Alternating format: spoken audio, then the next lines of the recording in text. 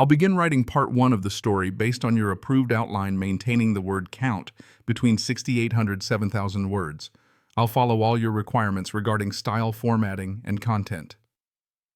The rain hammered Seattle like judgment from above.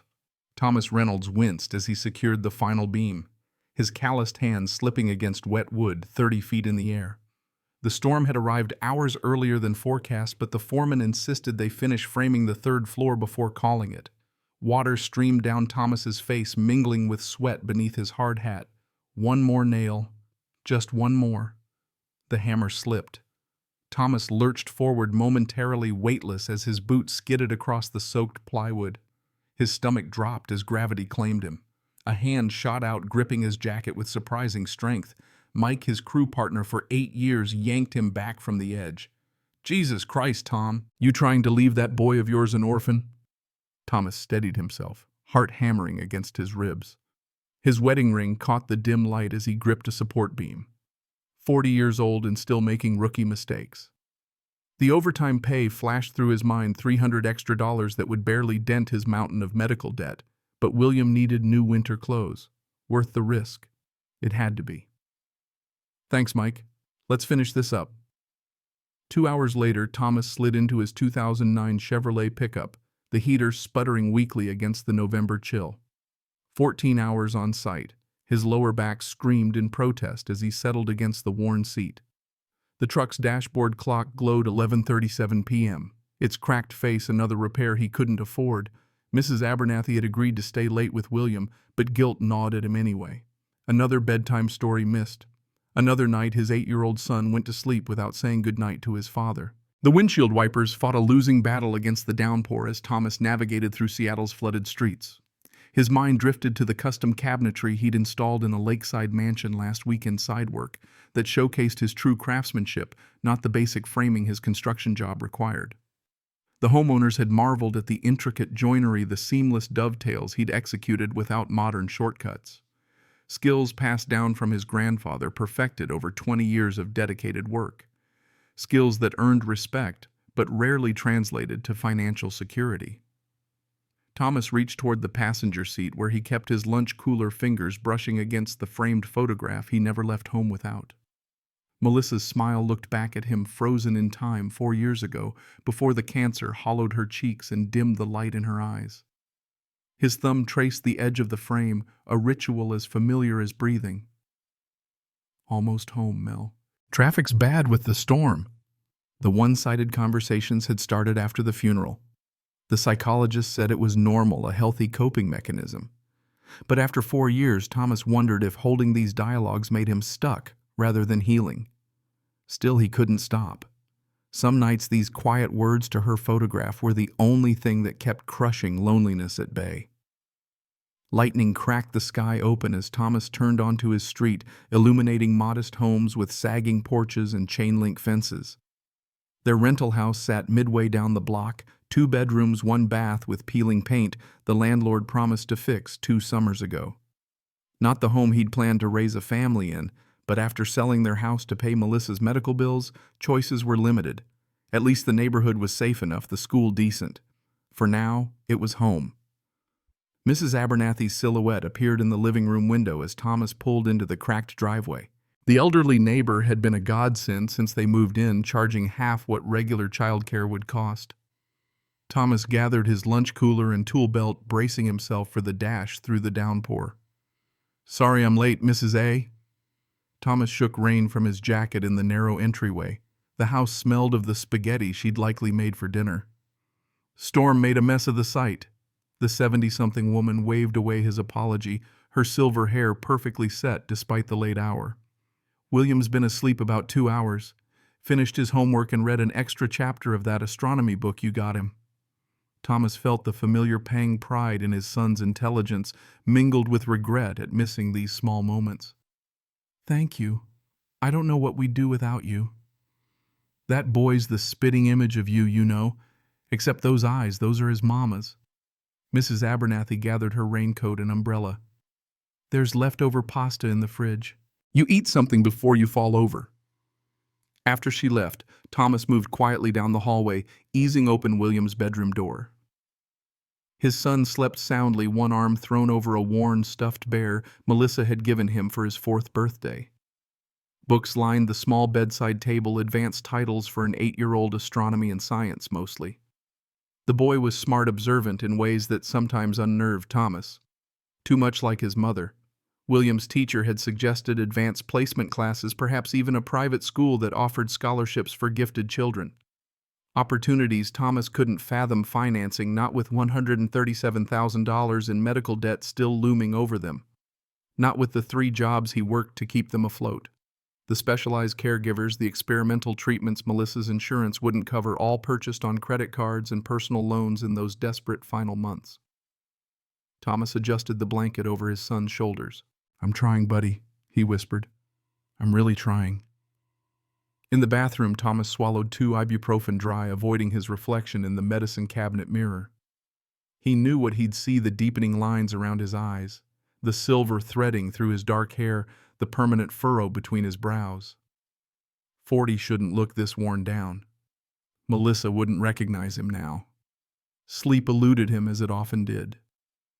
Thomas sat at the kitchen table with bills spread before him, calculating and recalculating how to stretch his next paycheck. The refinancing company had called again about the medical debt. 4 years of minimum payments had barely touched the principal. At this rate, William would be in college before they were free of it, if college was even possible with this financial albatross around their necks. Thomas twisted his wedding ring platinum, Melissa had insisted, because she wanted something that would last forever. The irony wasn't lost on him. The ring remained while she was gone, a circle with no end, a promise cut short. He'd pawned nearly everything else of value during her illness, but this would stay on his finger until the day he died. Rain continued its assault as Thomas finally surrendered to exhaustion, collapsing fully clothed across the bed they once shared. Tomorrow would bring another 14-hour day, another missed dinner, another step in this grinding journey forward. One foot in front of the other. Survival mode. It wasn't living, not really, but it was all he could manage.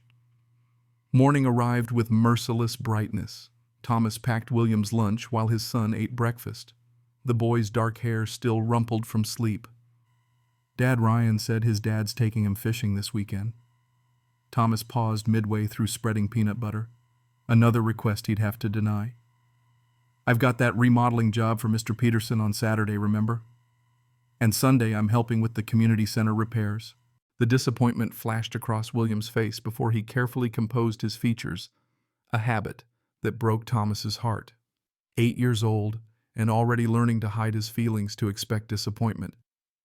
"Maybe next month," Thomas offered, knowing even as he said it that next month would bring different work, different obligations, always something.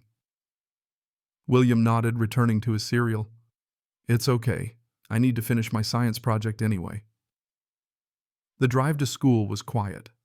Thomas watched in the rearview mirror as William clutched his backpack, staring out the window at passing neighborhoods that grew progressively more affluent as they approached his elementary school. The economic divide was visible in the transition from their working-class area to the upper-middle-class district.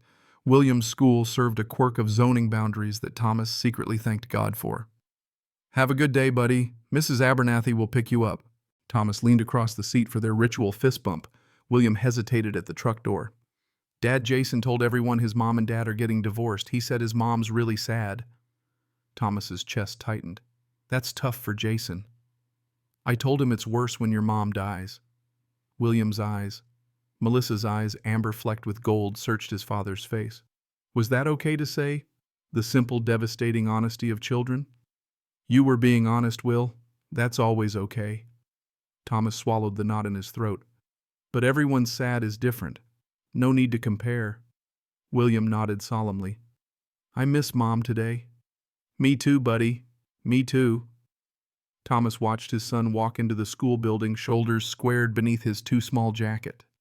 They didn't talk about Melissa every day anymore, but these moments still blindsided him. No parenting book prepared you for explaining permanent absence to a child. No manual outlined how to be both parents when you were barely holding yourself together. The construction site buzzed with activity when Thomas arrived, men shouting over the cacophony of power tools and machinery.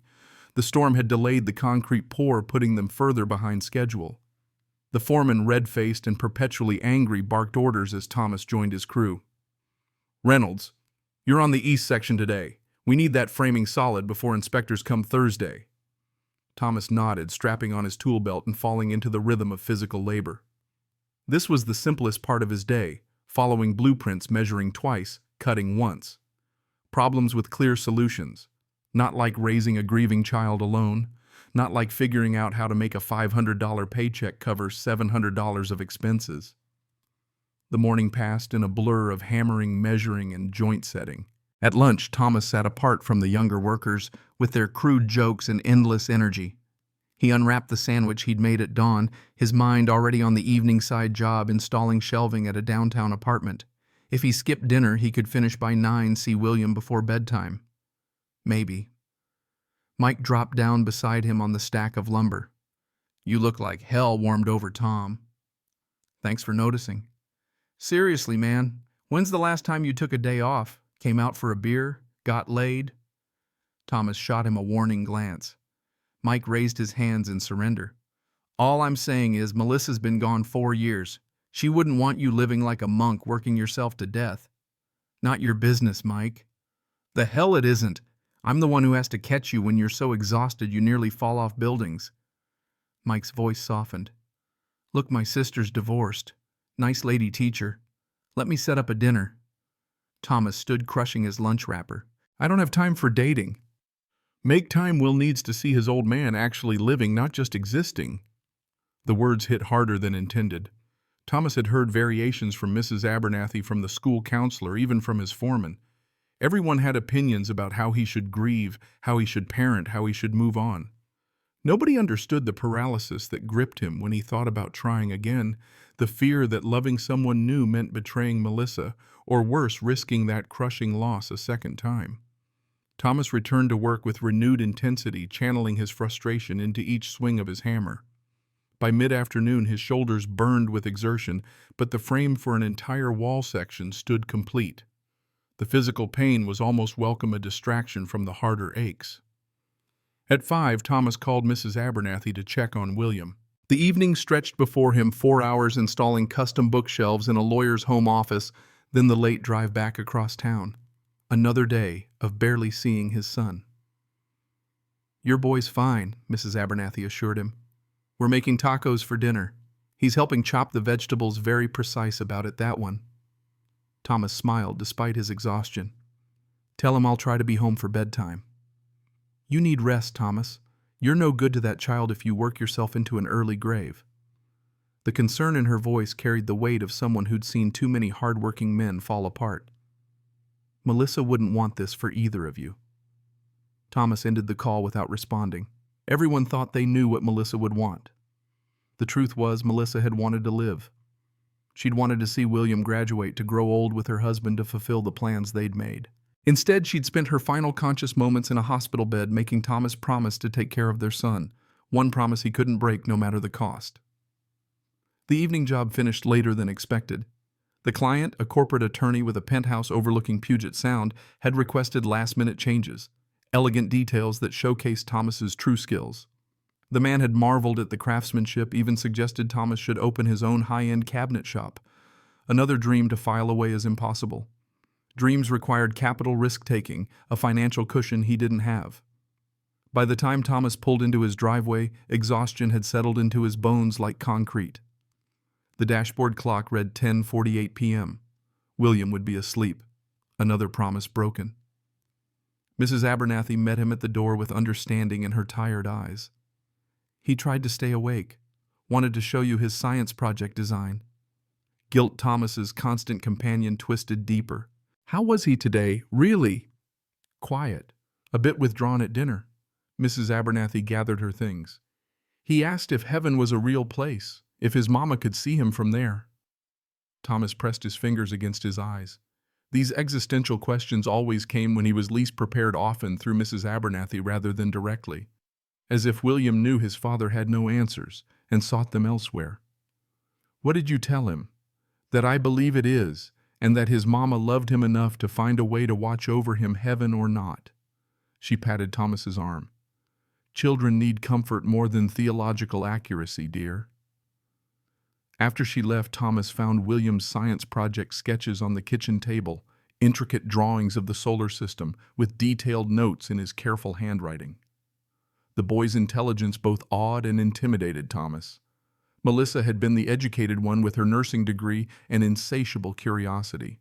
Thomas had barely finished high school before apprenticing as a carpenter. How could he nurture a mind like William's? In his son's room, Thomas knelt beside the bed, studying the boy's peaceful face. In sleep, the resemblance to Melissa was strongest, the same high cheekbones, the same full lashes. Thomas brushed dark hair from William's forehead, his calloused finger rough against soft skin. "I'm sorry I missed bedtime, buddy," he whispered. "Your solar system looks amazing." William stirred but didn't wake.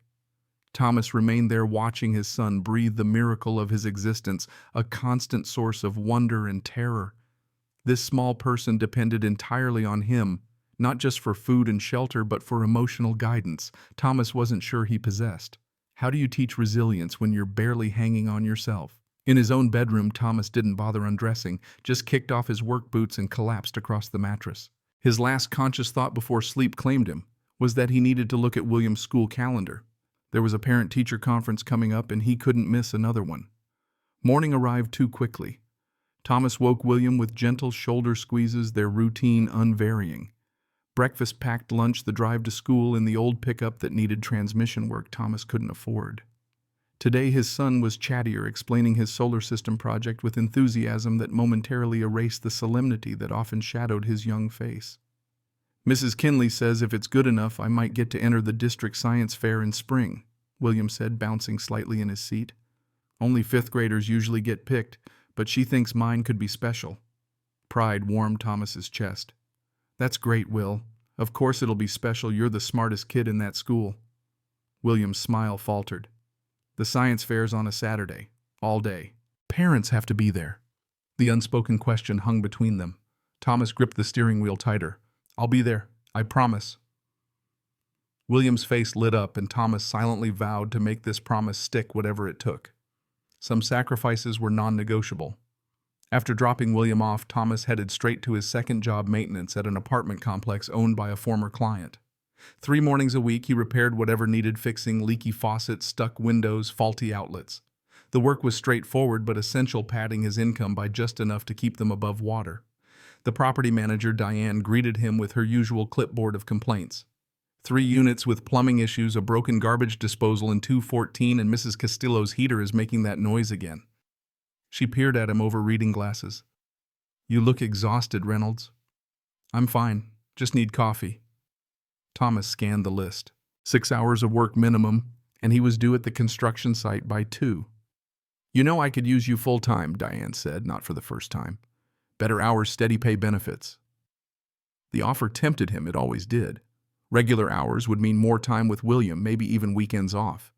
But the salary would be less than what he cobbled together from his 3 jobs combined. Less money meant slower debt repayment, fewer opportunities for William, more years of financial servitude. "I appreciate it, Diane. Maybe someday." By noon, Thomas had fixed 2 toilet flanges, replaced a garbage disposal, and diagnosed Mrs. Castillo's heater problem as a faulty igniter. His back screamed from crouching in tight spaces, but the sense of accomplishment from solving tangible problems balanced the discomfort. This was what he was good at, fixing broken things. If only relationships and grief were as straightforward as plumbing. Thomas wolfed down a sandwich in his truck before driving across town to the construction site. Traffic snarled around an accident on the highway, delaying him by 20 minutes. The foreman's scowl deepened when Thomas finally arrived. "Cutting it close, Reynolds. Sorry, traffic was... Save it. We're behind schedule thanks to yesterday's storm. Need everyone on the west wall. Engineering changed the specs again." The afternoon passed in a blur of physical exertion. Thomas worked alongside younger men, keeping pace despite his earlier shift. Pride wouldn't let him show weakness, wouldn't let him be the old guy who couldn't pull his weight. By 6, his muscles burned with fatigue, but the wall section stood complete. Thomas checked his phone during the brief water break, a missed call from William's school. His heart rate spiked. No voicemail. He dialed Mrs. Abernathy immediately. "Everything's fine," she assured him before he could ask. School nurse called because William had a headache, but he's better now. We're having dinner. Chicken and rice. Relief flooded through him. Put him on. William's voice came through small but steady. I'm okay, Dad. Mrs. Abernathy gave me aspirin and it's better. You sure I can come home if you need me? No, I'm fine. Are you coming home for bedtime? Thomas glanced at the site, the remaining work, the expectant foreman. I'll try, buddy. I really will. The promise felt hollow even as he spoke it. Thomas ended the call with the familiar weight of inadequacy pressing against his chest. A better father would leave work now, would prioritize bedtime with a child who'd already lost one parent. But a better father might not be able to keep the electricity on or buy the astronomy books that lit up his son's eyes. Thomas returned to work with renewed determination. Finish this, get paid, keep moving forward. One foot in front of the other. Survival mode. The site finally shut down at 8. Thomas's body moved on autopilot as he gathered his tools and trudged to his truck. No side job tonight. He might actually make it home before William fell asleep. The thought energized him despite his exhaustion. The rain had returned a steady drumbeat against the truck's roof as Thomas navigated the evening traffic. His mind drifted to the weekend. Perhaps he could finish the Peterson job early on Saturday, take William to the Science Museum Sunday afternoon. Small moments stolen between obligations. Not enough, never enough, but something. Lightning split the sky as Thomas turned onto Lake Washington Boulevard, illuminating a figure on the roadside ahead.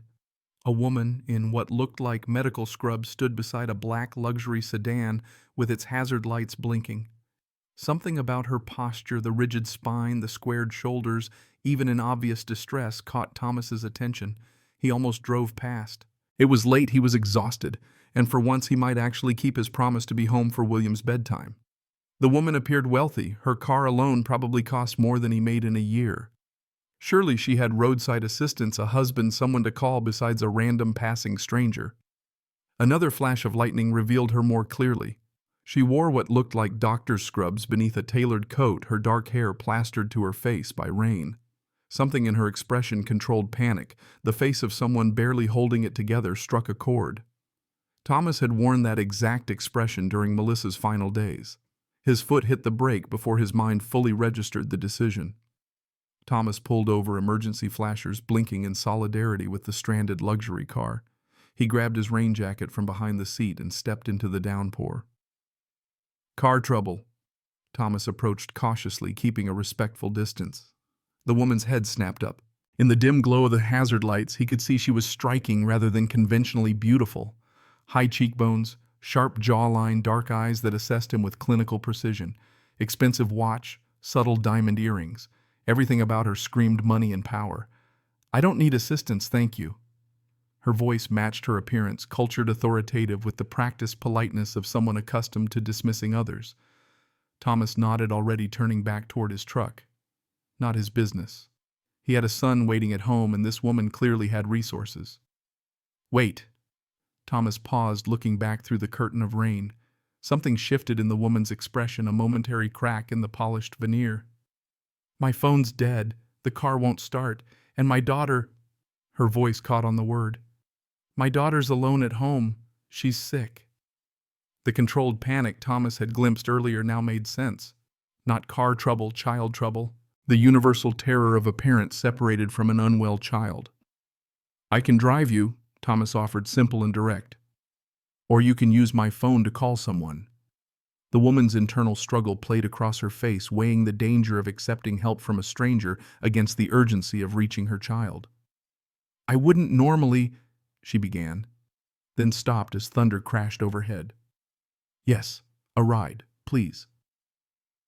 Thomas led her to his truck, suddenly acutely aware of its age and condition, the cracked dashboard, the worn upholstery, the lingering smell of construction materials.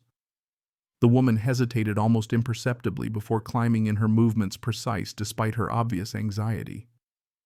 I'm Thomas, he offered, starting the engine. Catherine Mitchell.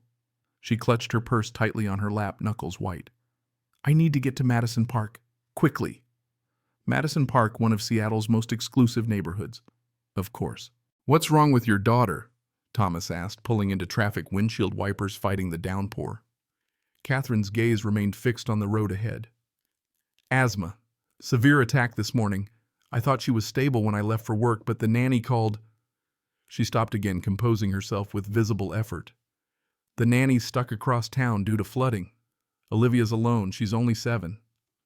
The controlled panic in her voice made perfect sense now.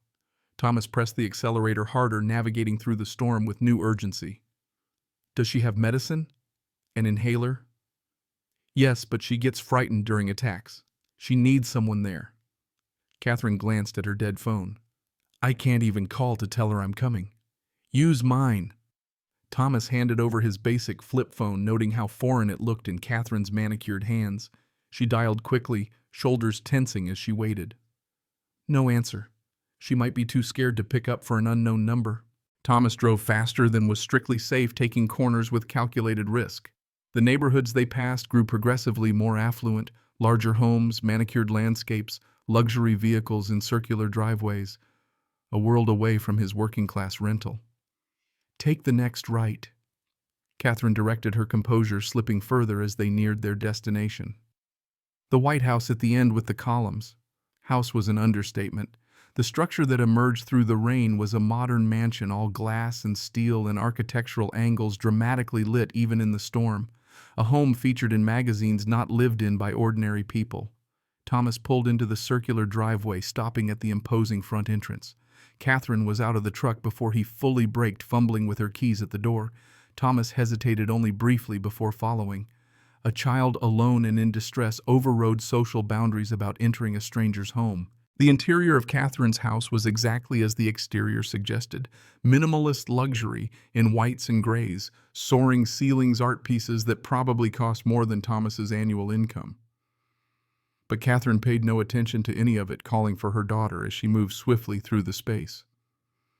Olivia, it's Mom, I'm home. Thomas followed at a respectful distance, feeling profoundly out of place in his work clothes and muddy boots. Construction dust probably trailed in his wake across what looked like imported marble floors. They found Olivia in what appeared to be a media room, a small blonde girl curled on a massive white sectional sofa, clutching an inhaler.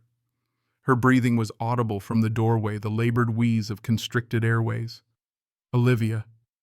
Catherine rushed to her daughter, maternal instinct overriding the composed professional persona. She gathered the child against her, checking the inhaler, feeling her forehead. I'm here now. You're okay. Thomas lingered in the doorway, unsure of his place in this private moment. The girl's eyes, blue and frightened, fixed on him over her mother's shoulder. This is Thomas, Catherine explained, following her daughter's gaze. His truck brought me home because my car broke down. Olivia's breathing remained labored, but she managed a small nod in his direction. She needs a breathing treatment, Catherine said, more to herself than to Thomas. The nebulizer's upstairs. I can get it, Thomas offered. Just tell me where. Catherine hesitated only briefly. Master bathroom. Second floor, end of the hall. Medicine cabinet above the right sink. It's a small machine with plastic tubing. Thomas navigated through the massive home, acutely aware that he was a stranger in a palace of wealth. The master suite alone was larger than his entire rental house, with a bathroom that resembled a luxury spa.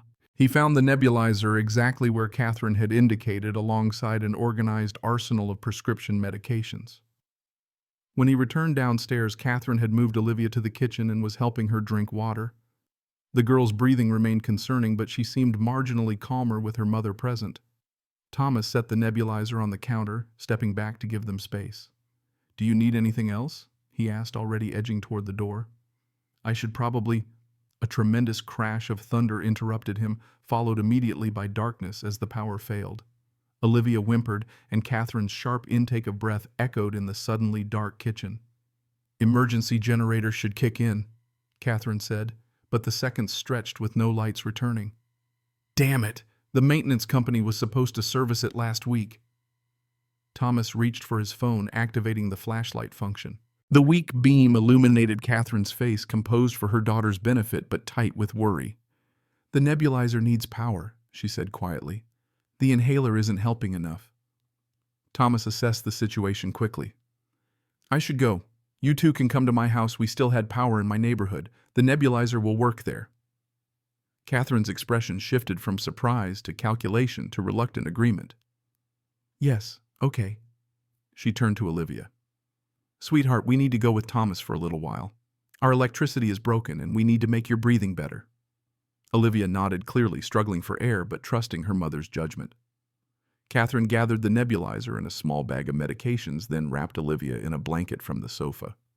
The girl's slight weight seemed to center Catherine, giving her a focus beyond her obvious fear. My son's at home with a sitter, Thomas explained as he led them back to his truck. He's 8. You'll be safe there. Catherine nodded, her attention fully on Olivia as they settled into the passenger seat together, the child on her lap, despite seatbelt laws. Safety regulations seemed irrelevant against a child's labored breathing.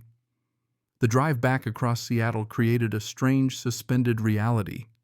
Thomas Reynolds, debt-ridden construction worker, with a wealthy doctor and her daughter in his battered pickup, navigating a flooded city during a power outage.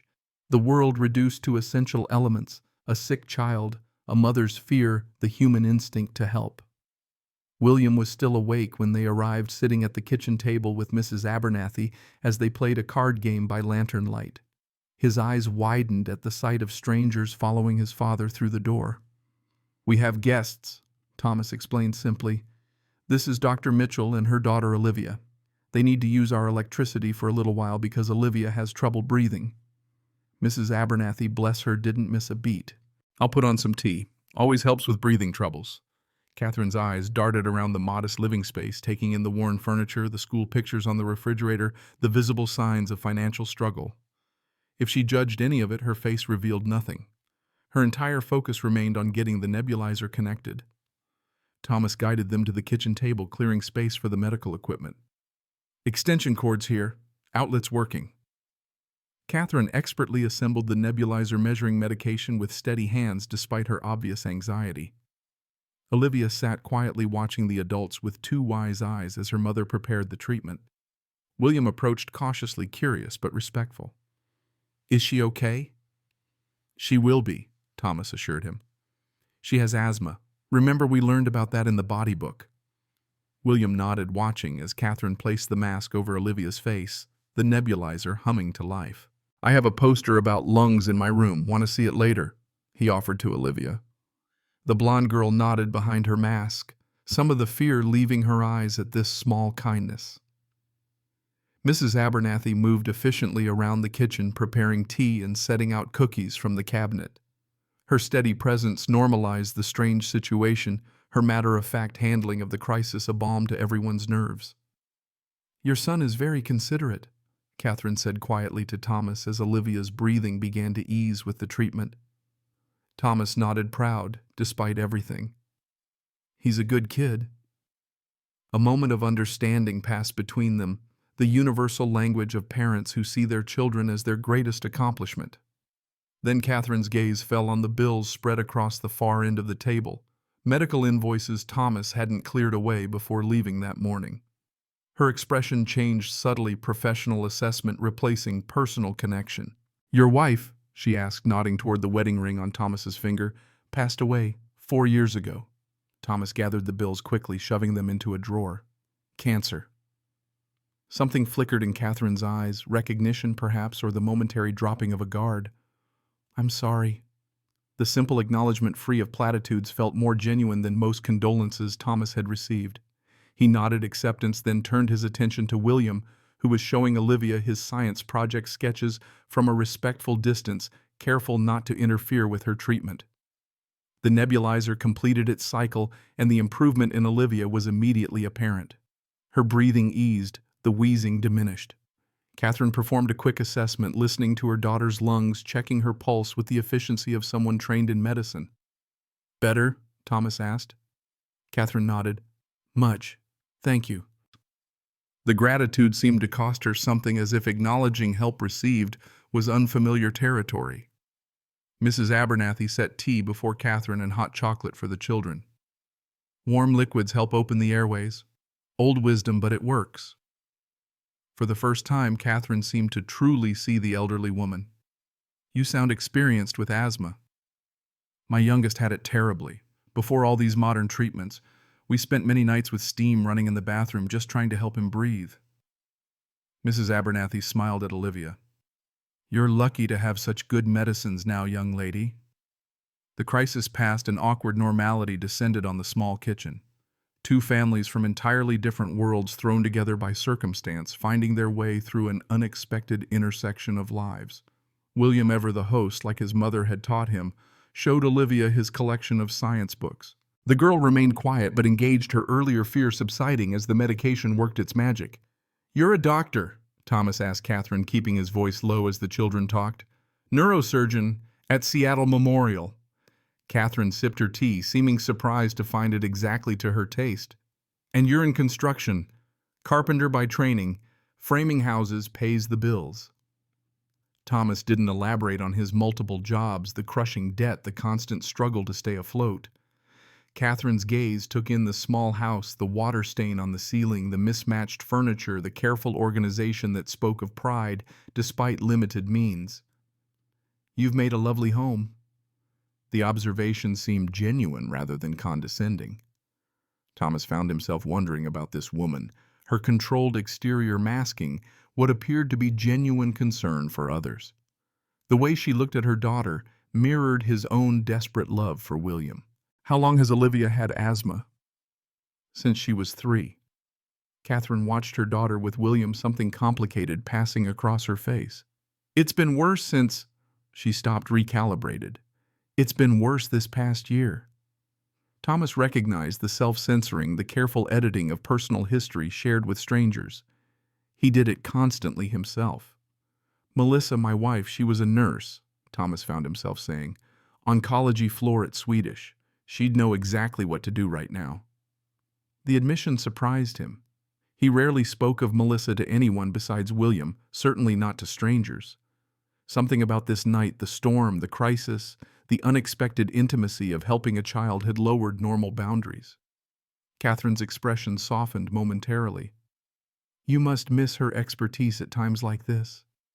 "I miss everything about her." The words escaped before Thomas could filter them.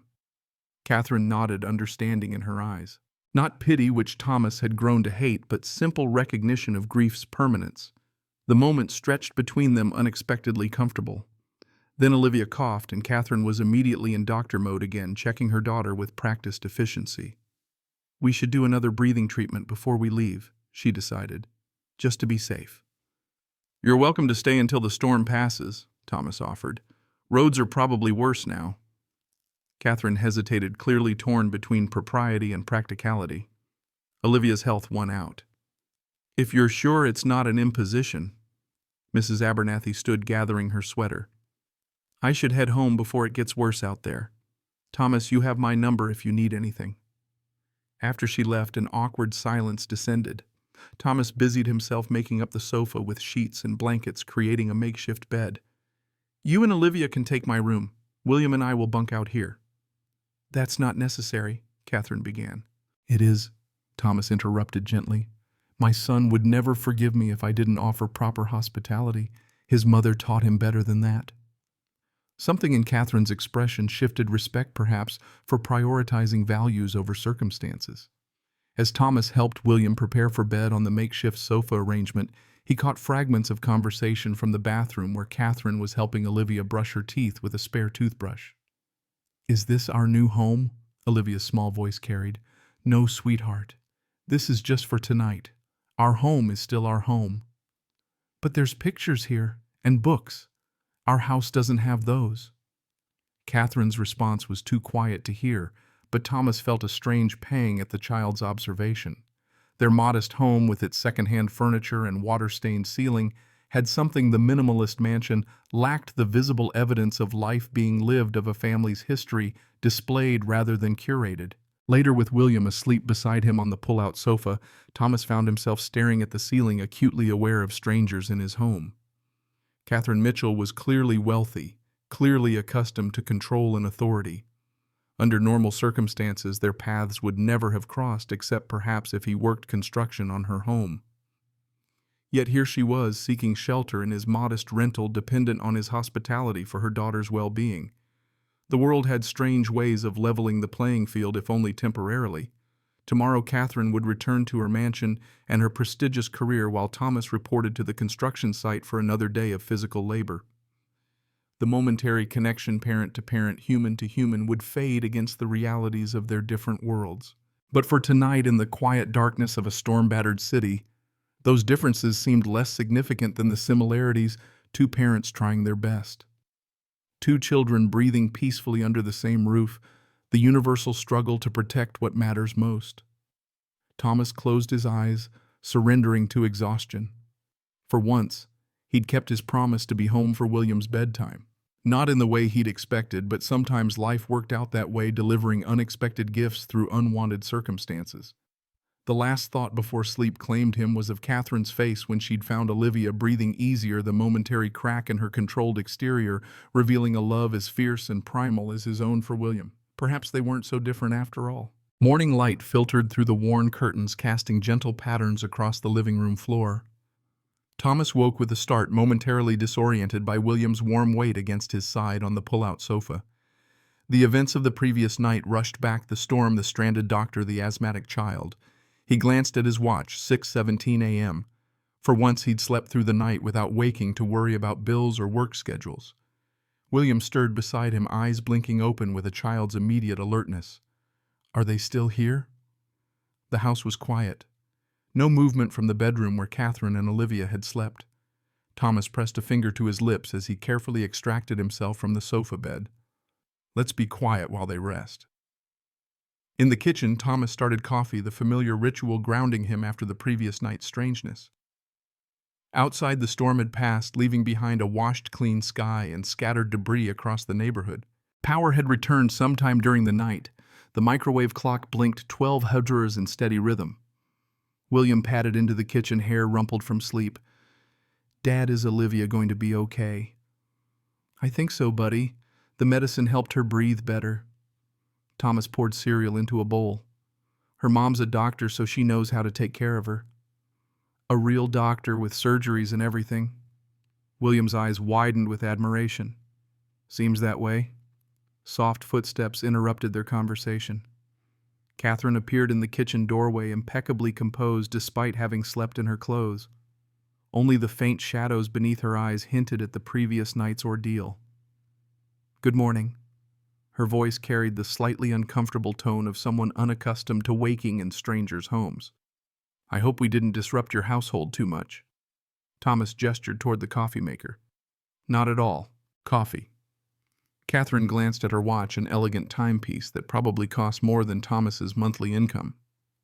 Thank you, but we should probably get going. I need to check on my car and get Olivia home. Her professional mask had firmly settled back into place, the vulnerable mother from last night replaced by the controlled surgeon. How is she this morning? Much better. The treatments helped significantly. Catherine's posture remained formal, but gratitude softened her expression. I cannot thank you enough for your assistance last night. You were... She paused, seemingly searching for the right words. You were very kind when you had no obligation to be. William looked up from his cereal. Is Olivia awake? I wanted to show her my telescope before she leaves. Something flickered across Catherine's face, surprise perhaps at the simple childhood desire for friendship regardless of circumstance. She's getting dressed. I'm sure she'd love to see your telescope. As if summoned, Olivia appeared behind her mother. Blonde hair neatly combed, her small face still pale but no longer tight with respiratory distress. She half hid behind Catherine, regarding William with shy curiosity. William immediately slid from his chair. Want to see my room? I've got star charts and a real telescope my dad built. Olivia looked up at her mother, seeking permission. Catherine nodded, and the children disappeared down the hallway, their footsteps punctuated by William's excited explanations about constellations and planets. Left alone with Catherine, Thomas felt the full weight of their differences. In daylight, her designer clothes, despite being slept in, made the shabby kitchen seem even more modest. Her perfect posture and manicured appearance highlighted his worn jeans and faded t-shirt. Your son is quite articulate for his age, Catherine observed, accepting the coffee Thomas offered despite her earlier refusal. Has he always been interested in astronomy? Since he was about 4. His mother started it. She loved the stars. Thomas leaned against the counter, conscious of the bills still visible in the partially open drawer. Olivia seems like a great kid, too. Catherine's eyes softened slightly at the mention of her daughter. She's been through a lot. The asthma makes everything more complicated. She paused, sipping the coffee. Your home is very warm. The hesitation revealed volumes about the effort required to find a diplomatic description. Thomas might have been offended if he hadn't seen her mansion, the stark, gallery-like atmosphere that seemed designed to be photographed rather than lived in. It's nothing fancy, but it works for us. Thomas glanced toward the hallway where children's laughter echoed. Sounds like they're getting along. Olivia doesn't laugh much at home. The admission seemed to surprise Catherine herself, as if she hadn't intended to reveal such a personal detail. She quickly redirected. I should call for a tow truck for my car. May I use your phone? Mine's still dead. The request highlighted another gulf between them, Thomas's ancient flip phone versus whatever high-end smartphone she normally carried. He handed her the device, watching as she regarded it with momentary confusion before figuring out how to dial. While Catherine arranged for her car, Thomas prepared a simple breakfast, scrambled eggs and toast, the best he could offer with his limited groceries.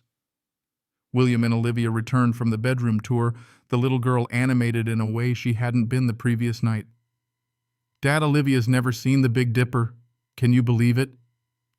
William's indignation was palpable, as if this represented a serious educational oversight. Catherine rejoined them, returning Thomas's phone. The tow truck will meet me at my car in an hour. They can drop us at home afterward. Her clinical efficiency had returned, though something softer lingered in her expression when she looked at her daughter's flushed, happy face. You should eat something before you go.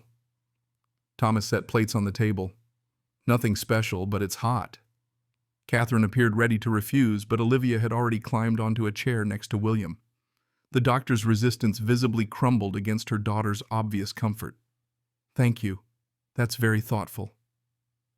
The unlikely breakfast gathering created a strange tableau, the wealthy neurosurgeon and her daughter sharing simple fare with the carpenter and his son, morning sunlight illuminating the worn kitchen table where medical bills lurked just out of sight.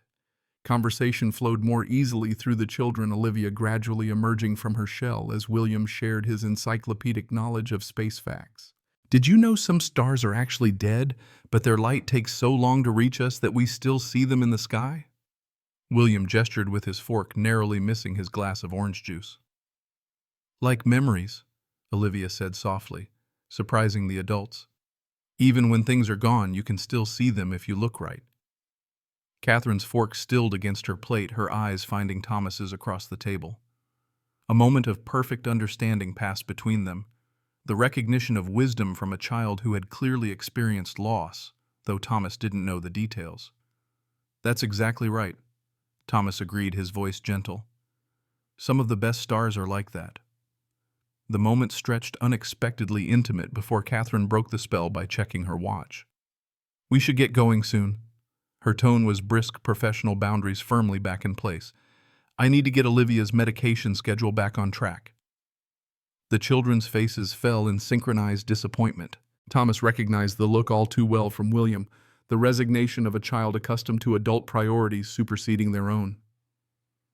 Perhaps William could come over sometime, Olivia suggested, quietly addressing her mother with careful formality. To use our pool, since he was so nice to me. Catherine blinked, clearly caught off guard by the request. Her eyes darted to Thomas, then back to her daughter. Well, that is, we'd need to check schedules, and that's really nice of you to offer Olivia. Thomas stepped in, saving Catherine from her obvious discomfort. William has school and lots of activities, but maybe someday. The vague possibility satisfied both children while committing no one to the awkward social navigation such a visit would entail. Catherine shot Thomas a grateful look, her relief palpable. After breakfast, Thomas insisted on driving Catherine and Olivia to her stranded car rather than having them wait for a rideshare. The doctor accepted with reluctant gratitude, her need for efficiency overriding whatever class discomfort she might feel in his battered pickup. The drive-through morning traffic created another suspended reality between worlds, the previous night's emergency replaced by daylight pragmatism, yet the connection forged through crisis remained. William and Olivia chatted in the back seat while the adults maintained a careful, polite distance in their conversation. At the stranded Mercedes, Catherine efficiently transferred Olivia's medical equipment and their few belongings from Thomas's truck. The tow truck had already arrived, a burly mechanic examining the luxury car's engine with appreciative whistles. "Alternator's shot," he pronounced, wiping greasy hands on a rag. "And maybe the timing belt. I'll know more once we get her to the shop." Catherine nodded, her attention divided between the mechanic's assessment and Olivia's reluctant goodbye to William. The children exchanged solemn waves as Thomas prepared to depart. "I've imposed on your kindness enough," Catherine said, reaching into her purse. "Please allow me to compensate you for your trouble." Thomas stepped back, something hardening in his expression. "We don't need payment for helping a child breathe." Catherine's hand stilled, a flush of embarrassment coloring her cheeks. "I didn't mean to imply that, as I only thought, it's fine." Thomas's voice softened, recognizing her good intentions despite the misstep. Anyone would have done the same. Catherine regarded him with an inscrutable expression, as if this statement contradicted her life experience. "Not everyone, Mr. Reynolds. Not everyone at all." She hesitated, then extended her hand instead of her wallet. "Thank you again." The handshake felt oddly formal after the intimacy of sharing a home overnight, yet also appropriate, a return to the social boundaries that normally separated their worlds. Thomas nodded once, then ushered William back to the truck, leaving the doctor and her daughter with the tow truck operator. As they pulled away, William twisted in his seat to watch until Olivia disappeared from view. "Dad, are rich people sad, even though they have everything?" The question caught Thomas off guard. "What makes you ask that?" Olivia said her house doesn't have pictures or books like ours, and she said her mom works all the time. William's brow furrowed with the deep seriousness children bring to their observations. "She has a pool and everything, but she seemed kind of sad." Thomas considered his response carefully, balancing honesty with age-appropriate wisdom. "Money solves some problems, but not all of them. Everyone has things that make them happy and things that make them sad, no matter how much stuff they own." William nodded, processing this with evident concentration. "Like how we don't have lots of money, but we have each other." The simple truth, delivered without self-pity, squeezed Thomas's heart. Exactly like that, buddy. The remainder of the weekend passed in their usual routine grocery shopping on a careful budget. William's homework, Thomas's side job installing shelving at a local business. The strange interlude with Catherine and Olivia Mitchell began to feel like a dream, a temporary collision of worlds that left no lasting impact. Until Monday morning, when Thomas arrived at the construction site to find the foreman waiting with unusual urgency. "Reynolds' office wants to see you." The man jerked his thumb toward the site trailer, his expression unreadable. "Right away." Thomas's stomach clenched. In construction, unexpected office meetings rarely brought good news. He mentally calculated his bank balance, the bills due this week, how long unemployment would last if he was being laid off.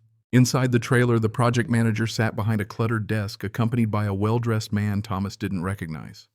The stranger exuded corporate authority, expensive suit, confident posture, calculating eyes that assessed Thomas with clinical precision. "Mr. Reynolds?"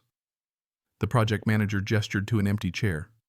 "This is Mr. Davis from Mitchell Medical Enterprises. He'd like to speak with you." The name registered immediately. Mitchell, like Catherine Mitchell.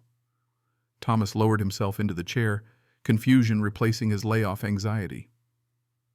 "Mr. Reynolds." Davis extended a business card with a practiced motion. "I represent Dr. James Mitchell, chairman of Mitchell Medical Enterprises. It's come to our attention that you assisted Dr. Catherine Mitchell during an emergency situation this weekend." Thomas accepted the card automatically, the heavy stock and embossed logo screaming wealth and power. "I just gave her a ride when her car broke down. Her daughter needed medicine." Davis nodded, his expression revealing nothing. "Dr. Mitchell asked me to express his gratitude for your assistance to his daughter and granddaughter. He would like to meet with you personally if you're available this afternoon." The request, though phrased as an invitation, carried the unmistakable weight of someone accustomed to compliance. Thomas glanced at his project manager, who nodded subtly. "Your schedule has been cleared," Davis continued, anticipating the concern. "With full pay for the day, of course. A car will collect you at 3 o'clock. Thomas bristled at the presumption, the automatic assumption that he would rearrange his life at a wealthy stranger's convenience. Yet curiosity mingled with the irritation. What did the chairman of a medical empire want with a carpenter who had simply offered basic human decency to his daughter? "I need to be available to pick up my son from school at 4:30. Davis nodded without hesitation. "We'll ensure you're back in time. The meeting shouldn't take more than an hour," with few graceful options for refusal. Thomas agreed, and Davis departed with efficient satisfaction, leaving behind instructions for the afternoon meeting. The project manager studied Thomas with new interest. "You know the Mitchells personally?" Thomas shook his head. "Just helped Dr. Mitchell when her car broke down in the storm. Her daughter has asthma." The manager whistled low. "The Mitchells own half the medical facilities in this state. James Mitchell doesn't meet with people, people meet with James Mitchell. Whatever you did, it made an impression." The remainder of the morning passed in a haze of curiosity and apprehension. Thomas worked methodically, muscle memory guiding his hands while his mind churned with questions. Had Catherine mentioned their financial situation to her father? Was this meeting some kind of charity offer disguised as gratitude? The possibility rankled pride, rising like a shield. At precisely 3 o'clock, a black town car arrived at the construction site. The driver, professionally anonymous in a dark suit, opened the rear door without comment. Thomas slid into butter-soft leather seats, acutely aware of his work clothes and the construction dust that clung to his boots despite his efforts to clean them. The car glided through Seattle traffic toward the downtown medical district, eventually pulling into a private underground garage beneath a gleaming tower bearing the Mitchell Medical logo. Thomas was escorted to a private elevator that whisked him to the top floor without stopping. The executive suite occupied the entire floor, all glass and chrome and breathtaking views of Puget Sound. Thomas was led through a series of increasingly opulent reception areas to a corner office where floor-to-ceiling windows created the illusion of floating above the city. James Mitchell rose from behind a massive desk as Thomas entered. Despite being in his late 60s, the man projected vigorous authority. Silver hair, perfectly styled posture, military straight handshake firm to the point of aggression. His resemblance to Catherine was evident in the sharp jawline and assessing gaze. "Thomas Reynolds, thank you for coming." Mitchell gestured toward a seating area where leather chairs surrounded a low table. "Please sit. Would you like anything, coffee, water?" Thomas declined refreshments, taking the indicated seat with careful dignity. He refused to be intimidated, though everything about the office, from the original artwork to the custom furniture, was designed to establish dominance. Mitchell settled opposite him, studying Thomas with unconcealed interest. "My daughter tells me you provided assistance during a difficult situation. Catherine is not easily impressed, Mr. Reynolds. She speaks highly of your quick thinking and discretion." "Anyone would have helped a child in trouble." Thomas maintained eye contact, refusing to be cowed by wealth or status. "Perhaps."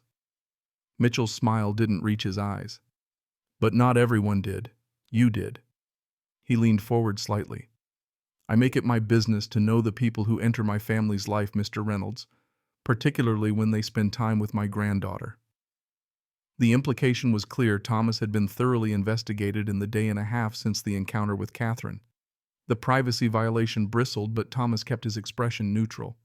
"Then you know I'm just a carpenter who offered a ride to someone stranded in the rain." Mitchell's smile widened fractionally. "I know considerably more than that. 40 years old, widowed, 1 son, 3 jobs to manage significant medical debt from your wife's cancer treatment." He paused, allowing the depth of his knowledge to register. "Melissa Reynolds, Swedish Medical Center, oncology nurse. Terminal ovarian cancer diagnosed at stage 4, experimental treatments denied by insurance." Quite tragic. Each precise detail landed like a physical blow. Thomas's jaw tightened, anger rising at this clinical recitation of his greatest loss, presented like a business dossier. "Is there a point to this meeting beyond demonstrating your ability to invade my privacy?" If Mitchell was offended by the directness, he didn't show it. Instead, he seemed almost pleased by Thomas's backbone. "You intrigue me, Mr. Reynolds. A man in your financial situation turning down my daughter's offer of compensation. Pride is an expensive luxury for someone with your obligations. Some things aren't about money." Thomas kept his voice level despite the building anger. I wouldn't expect you to understand that. Mitchell laughed a short, genuine sound of surprise. Catherine said you were blunt. I appreciate that quality. His expression shifted to business-like focus. I have a proposition for you. My family owns several properties requiring ongoing maintenance and specialized carpentry work. Your background checks indicate excellent craftsmanship, reliability, and discretion, all qualities I value. I'd like to offer you a position overseeing these projects. The unexpected pivot caught Thomas off guard. I have a job. You have 3 jobs that collectively pay less than what I'm offering with no benefits and no security. Mitchell slid a folder across the table. This position comes with full health insurance, retirement benefits, and a salary that would allow you to focus on quality work rather than quantity. Your son would be eligible for our employee education fund, which covers private schooling through college. Thomas stared at the unopened folder, wariness battling with pragmatic interest. The offer was exactly what he needed. Financial stability, benefits, educational opportunities for William, yet the timing and manner of presentation felt manipulative. Why would you offer this to a complete stranger? Mitchell's expression remained unreadable. Because I recognize quality when I see it in people and in craftsmanship. And because I protect my family's interests. Having you in my employment ensures continued discretion regarding any personal observations from your time with my daughter and granddaughter. The implication chilled Thomas. Beneath the generous offer lay something darker, control perhaps, or insurance against Thomas, revealing whatever vulnerabilities he might have glimpsed in the Mitchell family. I don't gossip about people who stayed in my home during an emergency. Of course not. Mitchell's tone suggested this was precisely why Thomas was sitting in his office. But should you accept this position, that expectation of discretion would extend to all aspects of our family's business and personal matters. Thomas finally opened the folder, scanning the employment offer with careful neutrality. The salary figure, nearly triple his current combined income, sent a jolt through him. With this money, he could clear the medical debt in 2 years instead of 20. William could have new clothes, proper winter boots, the science camps he longed to attend. They could move to a better neighborhood, perhaps even buy a small house eventually. All for the price of his autonomy and whatever undefined discretion Mitchell required.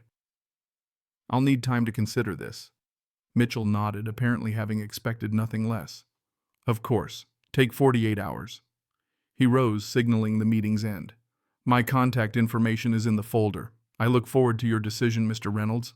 The town car returned Thomas to the construction site by 4, leaving him time to process the bizarre encounter before picking up William. He sat in his truck in the school parking lot, the employment folder heavy on the passenger seat beside him, mind racing with possibilities and concerns. The offer itself was legitimate. He'd verified the company, the position, the benefits during the drive back. Everything checked out from the salary to the education fund. Yet the manner of approach, the unspoken expectations, the power imbalance all raised warning flags he couldn't ignore. William bounded into the truck full of 8-year-old energy and school stories. Thomas pushed the Mitchell offer from his mind, focusing on his son's excited recounting of a science experiment involving magnets. The decision could wait until William was asleep. At home, Thomas moved through their evening routine on autopilot: dinner, homework, bath time, reading. Only after William was sound asleep did he return to the kitchen table, spreading the employment documents before him like a complicated puzzle. Mrs. Abernathy found him there when she stopped by to drop off a casserole. You look like a man with troubles, she observed, settling into the chair opposite him. What's all this? Thomas explained the strange meeting, the unexpected job offer, the implied expectations. Mrs. Abernathy listened with the wisdom of someone who had seen enough of life to recognize patterns. Wealthy people often think everything has a price, she said, finally tapping the salary figure with one finger. But they're not always wrong about what people need. It feels like making a deal with the devil. Thomas ran a hand through his hair. But for this money, I could give William everything Melissa and I dreamed of for him. Mrs. Abernathy studied him with fond exasperation. Thomas Reynolds, you've spent 4 years sacrificing everything for that boy. Maybe it's time to accept that sometimes help comes in imperfect packages.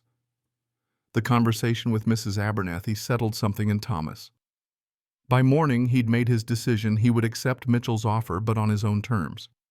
He would negotiate clear boundaries about expectations and discretion. The salary and benefits were too important to William's future to reject out of pride alone. Thomas called the number in the folder, arranging to meet Mitchell that afternoon to discuss terms. To his surprise, the medical magnate agreed readily to the counter-proposal, even expressing approval of Thomas's negotiation approach. By Wednesday, Thomas had given notice at his construction job and both side gigs. The following Monday would mark his first day as facilities manager for Mitchell Properties, overseeing maintenance and custom carpentry for the family's extensive real estate holdings. William took the news of the career change with wide-eyed enthusiasm, especially when Thomas explained they could finally plan a real vacation next summer and that college savings would begin immediately. "Does this mean we'll see Olivia again?" William asked over dinner, the connection immediately apparent to him. Thomas hesitated. "I'll be working for her grandfather, not directly with her family, but maybe we'll run into them sometimes." The half-truth satisfied William, though Thomas suspected their paths would indeed cross with Catherine's more frequently than he'd implied. James Mitchell hadn't created this position solely for Thomas's carpentry skills, regardless of how the employment documents framed it. The weekend before starting his new job, Thomas tackled long-postponed home maintenance projects. He was repairing a leaky bathroom faucet when a knock at the door interrupted his concentration. He opened the front door to find Catherine Mitchell on his doorstep, as perfectly composed as always, in casual weekend attire that probably cost more than his monthly rent. "Dr. Mitchell." Thomas's surprise manifested as formality. Catherine's posture conveyed professional detachment, but something uncertain flickered behind her confident facade. "Mr. Reynolds, I hope I'm not intruding." "Not at all." Thomas stepped back, gesturing her inside despite his confusion at her unexpected appearance. "William's at a friend's house for a playdate." Catherine entered with the same careful assessment she'd shown during her previous visit, though this time without the distraction of a medical emergency. "I understand you've accepted a position with my father's company." The statement explained her presence at least partially.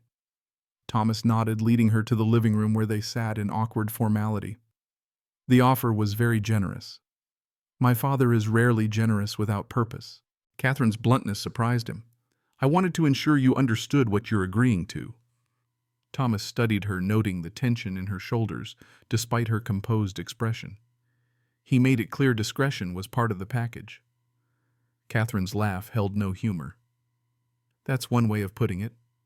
My father collects people he finds useful, Mr. Reynolds. He ensures their loyalty through financial dependence and implied obligation. I negotiated clear terms." Thomas leaned forward, elbows on knees. "I'm grateful for the opportunity, but I won't be owned." "Everyone says that at first." Catherine's voice carried the weight of personal experience. "Yet few can resist the gradual encroachment when their children's futures hang in the balance." The warning chilled Thomas. "Is that why you're here, to warn me away from the position?" Catherine hesitated, conflict evident in her expression. "I'm here because I respect your integrity, and because Olivia hasn't stopped talking about William since our visit." She met his eyes directly. "If you work for my father, our families will inevitably intersect. I wanted to establish clear understanding between us, separate from my father's influence." The honesty was unexpected but welcome. Thomas nodded slowly. "I appreciate that. For what it's worth, William hasn't stopped talking about Olivia either." Something in Catherine softened fractionally. "She's asked if he might visit sometime. Our pool apparently was a major selling point." Thomas smiled despite the tension. "He mentioned that several times." A moment of understanding passed between them. Two parents navigating their children's desires against the complicated backdrop of adult relationships. Catherine's posture relaxed slightly. "Perhaps we could arrange something for the children." The offer surprised Thomas, who had assumed Catherine would prefer maintaining distance now that the emergency was past. William would like that. Before Catherine could respond, her phone chimed with the distinctive tone of an urgent message. Her expression immediately shifted to professional concern as she checked the device.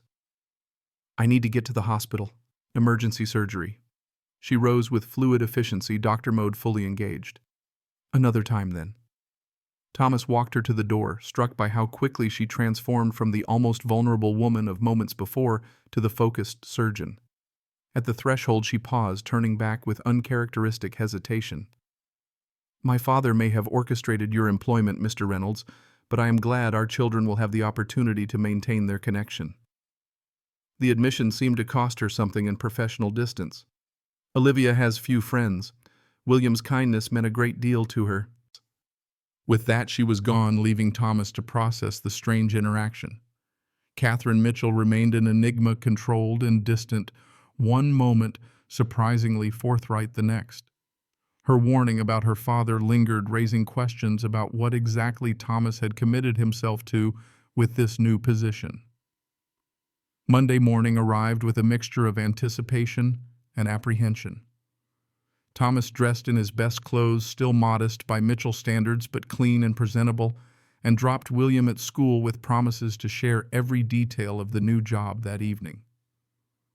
The Mitchell Properties headquarters occupied the third floor of the medical tower where Thomas had met with James Mitchell.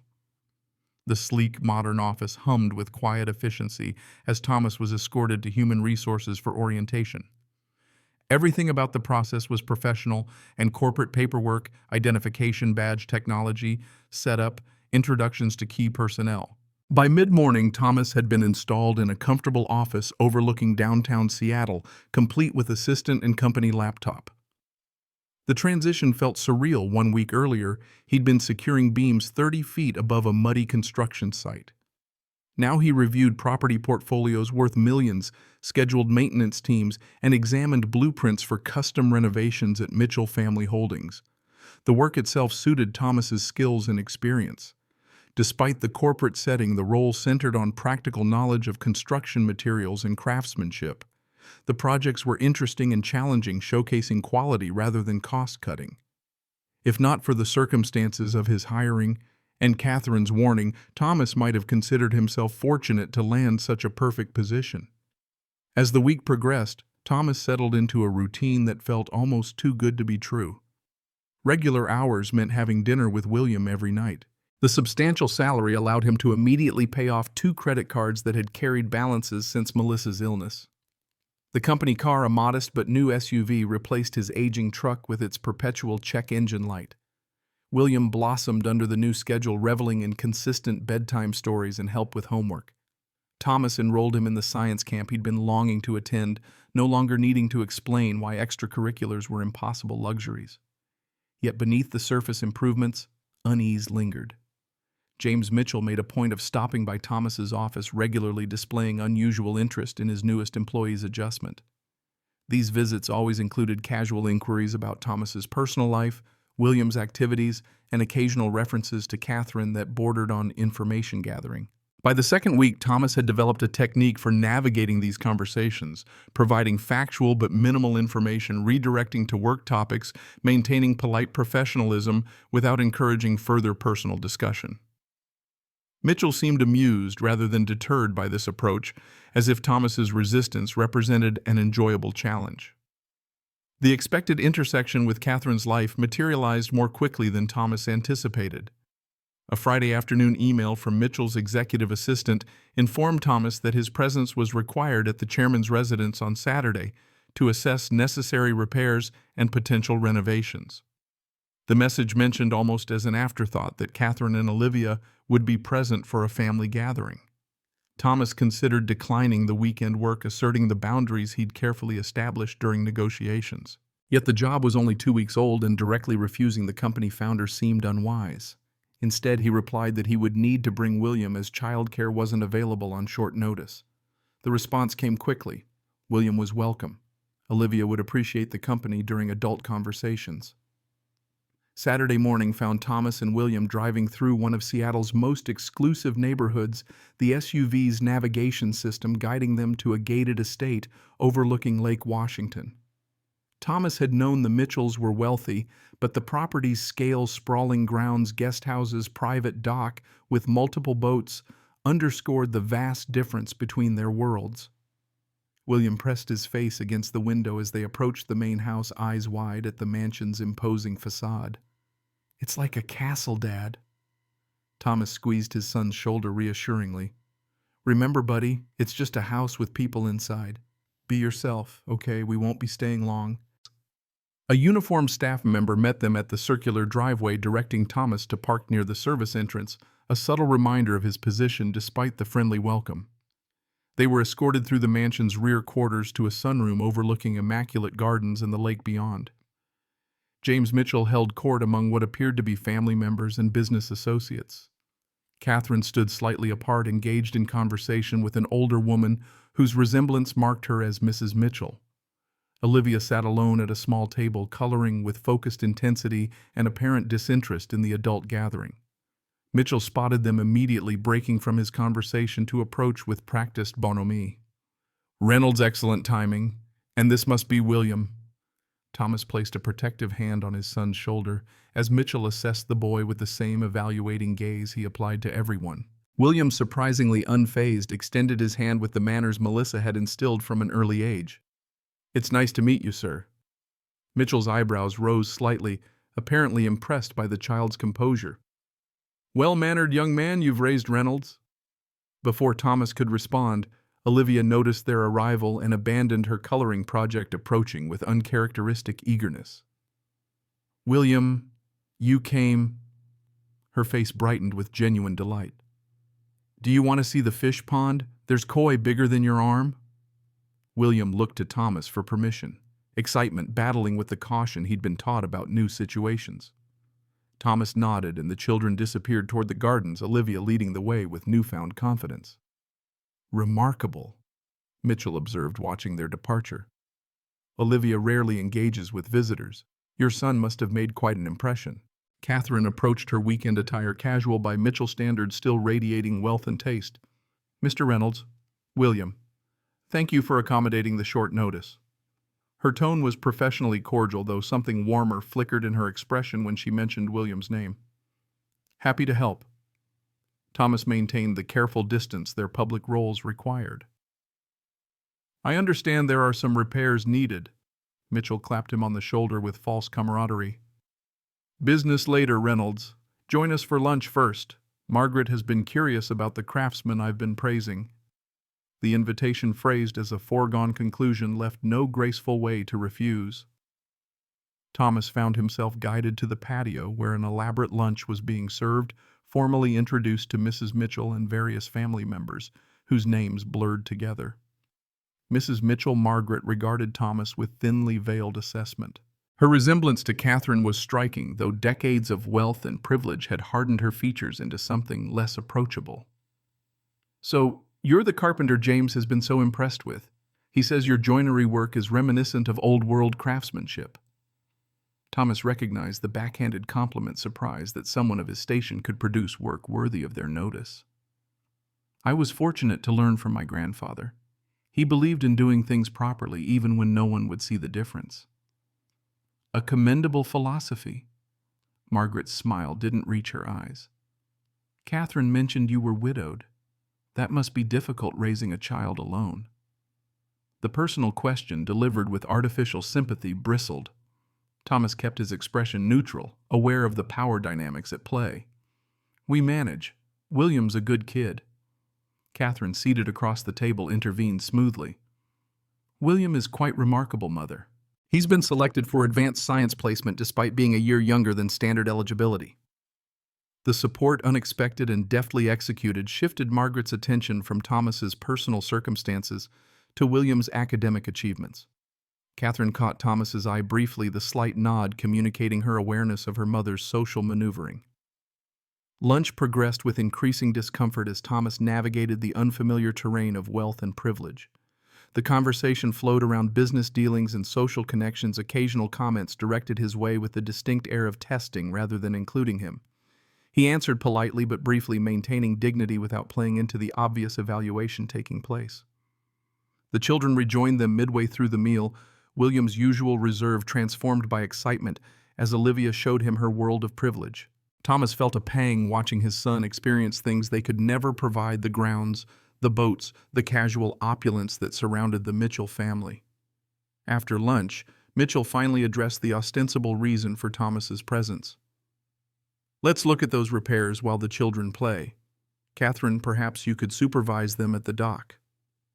The suggestion, phrased as request, but delivered as instruction, created a brief flash of rebellion in Catherine's expression before professional courtesy reasserted itself. "Of course. William Olivia was hoping to show you the boats. Would you like to join us?" William looked to Thomas, who nodded permission while maintaining eye contact with Catherine. The silent communication conveyed his trust in her supervision of his son, a significant gesture given their limited acquaintance. Mitchell led Thomas through the massive home, pointing out various maintenance issues that served as thin pretense for what was clearly a more personal agenda.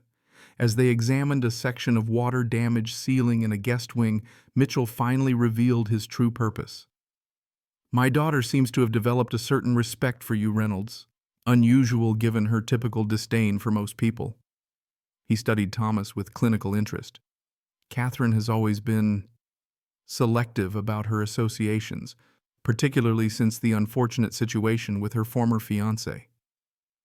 Thomas kept his expression neutral, despite his discomfort with the personal direction. "The ceiling damage appears recent, likely a plumbing issue from the bathroom above." Mitchell smiled at the deflection. Direct and focused on the task at hand. Admirable qualities. He continued as if Thomas had engaged with his original topic.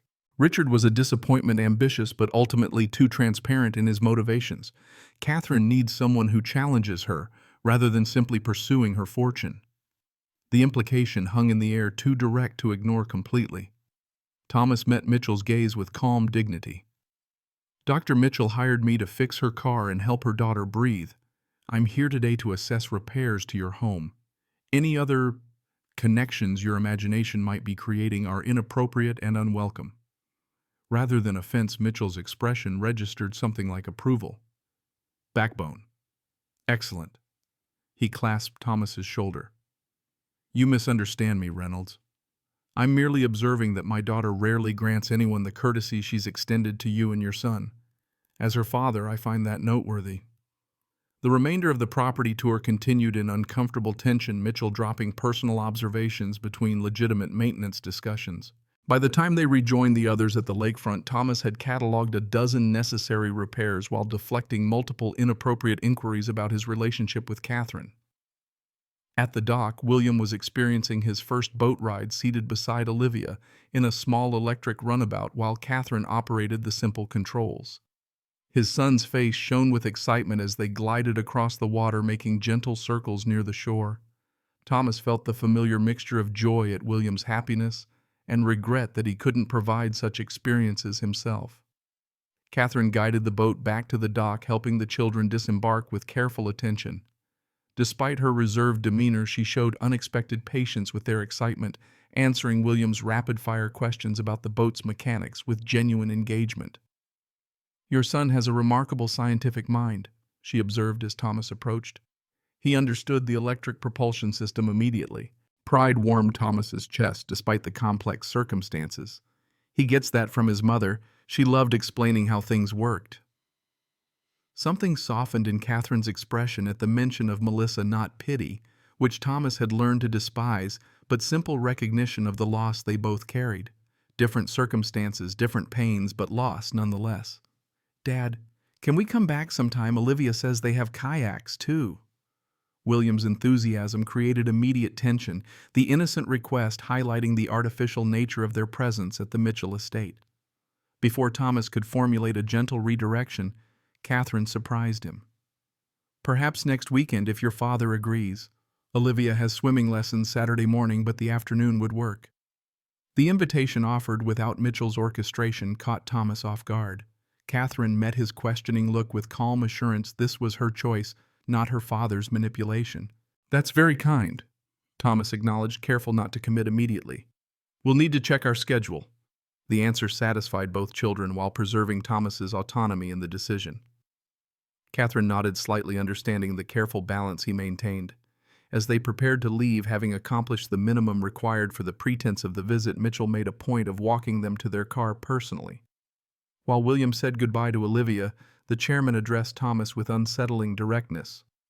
"You've made quite an impression on my family, Reynolds. Catherine rarely extends social invitations, and Olivia has never connected so quickly with another child." His assessing gaze carried unspoken calculation. "I look forward to seeing how these relationships develop." The statement, delivered like a business forecast rather than a social pleasantry, reinforced Thomas's unease about Mitchell's orchestration. Yet watching William's animated conversation with Olivia, seeing the genuine connection between two children who had both experienced loss, Thomas couldn't bring himself to cut this tie simply to assert independence from Mitchell's machinations. "Children build their own friendships," Thomas replied evenly. "The best thing adults can do is stay out of their way." Mitchell laughed, a genuine sound of surprise. "Refreshingly direct as always. This is precisely why I wanted you on my team, Reynolds. You see through the noise to what matters." He extended his hand. "Until next time." The drive home passed with William's excited recounting of everything he'd seen and done: the gardens, the boats, the elaborate playroom Olivia rarely used. Thomas listened with divided attention, one part of his mind cataloging his son's joy, while another processed the complex web he now found himself entangled in. The Mitchell family represented everything Thomas had learned to view with caution: wealth disconnected from ordinary struggles, power wielded casually, relationships approached as strategic assets. Yet within that calculating framework, genuine human connections had formed William and Olivia's friendship. The unexpected honesty in his interactions with Catherine, even the grudging respect he developed for Mitchell's business acumen, despite the man's manipulative tendencies. As they turned onto their modest street, the contrast between worlds couldn't have been starker. Their small rental, with its peeling paint and chain-link fence, bore no resemblance to the Mitchell compound. Yet William's transition between environments showed no distress. He simply adjusted his excitement to their reality, immediately asking if they could work on his science project after dinner. Thomas watched his son bound up the front steps, resilient and adaptable in a way children often managed better than adults. Perhaps there was wisdom in that approach, accepting connections where they formed, navigating differences without judgment, finding joy in unlikely intersections. The employment folder James Mitchell had presented sat in Thomas's desk drawer, the contract now signed and executed. Whatever complications came with the Mitchell family's interest in their lives, the benefits for William were undeniable: financial security, educational opportunities, horizons broadened beyond what Thomas could have provided alone. The trick would be maintaining boundaries while accepting the good that came from this unexpected collision of worlds. Thomas would need to guard against both resentment and indebtedness, twin pitfalls when navigating relationships across vast social divides. As he followed William into their modest home, Thomas made a quiet promise to himself. He would accept the Mitchell connections on his own terms for William's benefit and his own growth, but he would never surrender their independence or integrity to secure those advantages. The universe had strange ways of bringing people together, creating bonds where none should logically form. Perhaps this unlikely intersection with the Mitchells represented not manipulation to be resisted, but opportunity to be navigated with eyes wide open. 1 month into Thomas's new position, autumn deepened across Seattle, painting the city in fiery hues that glowed against pewter skies. The rhythm of life had shifted dramatically. Regular hours, financial breathing room, and consistent time with William created a stability Thomas had forgotten was possible. The medical bills that had once dominated their kitchen table now resided in a single folder, a payment plan that would clear the debt in 18 months rather than 20 years. William thrived under the new circumstances.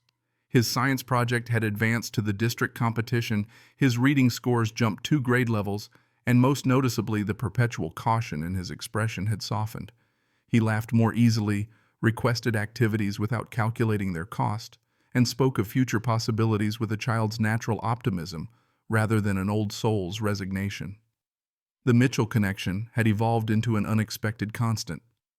What began as a single weekend visit to the lake house expanded into regular interactions: swimming lessons where William joined Olivia, Sunday afternoon science expeditions organized by Catherine, occasional dinners where the awkward social barriers gradually eroded through the children's natural camaraderie. Catherine remained an enigma, professionally distant in public settings, increasingly authentic in private ones. Thomas had discovered layers beneath her controlled exterior.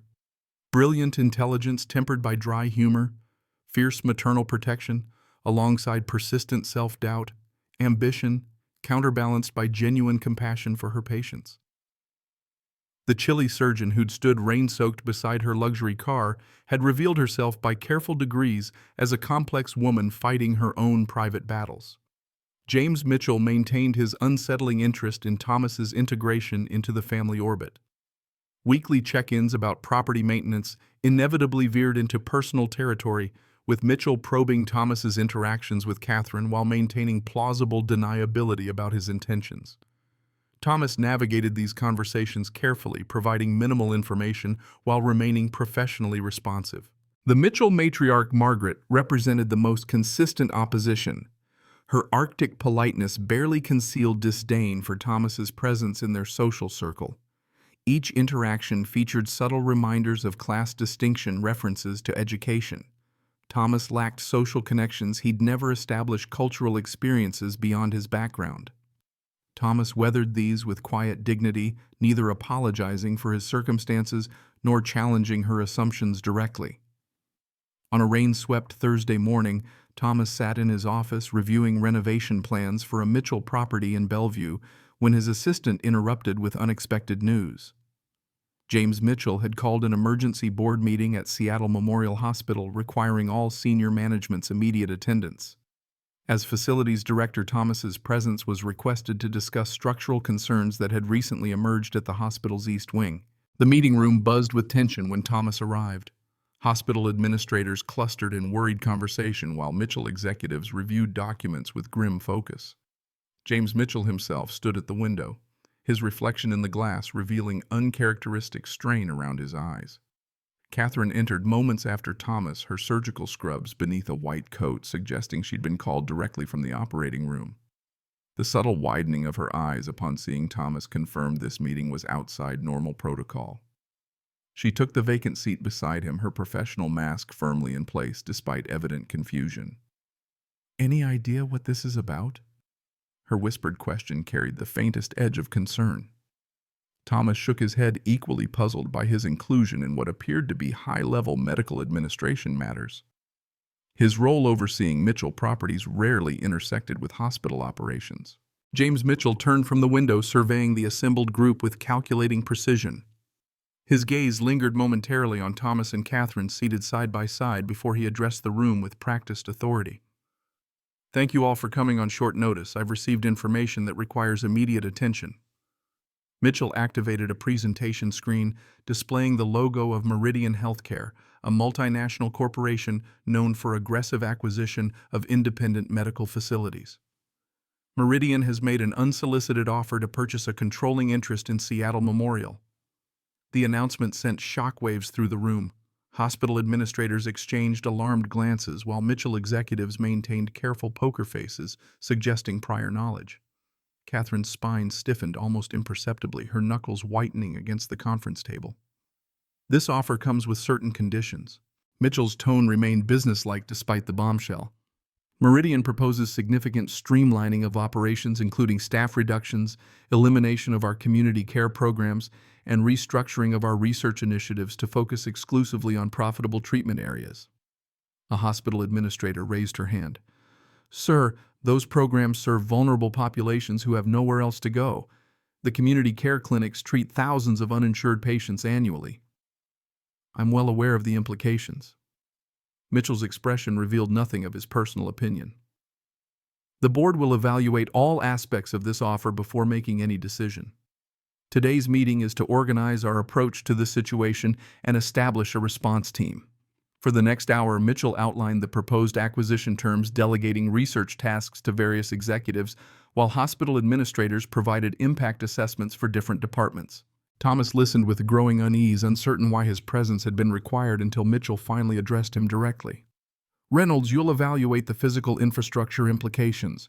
Meridian has flagged several Mitchell properties connected to the hospital for potential sale, including the community clinics and research facilities. I need comprehensive reports on each property's condition, market value, and renovation requirements to maximize return if divestiture becomes necessary.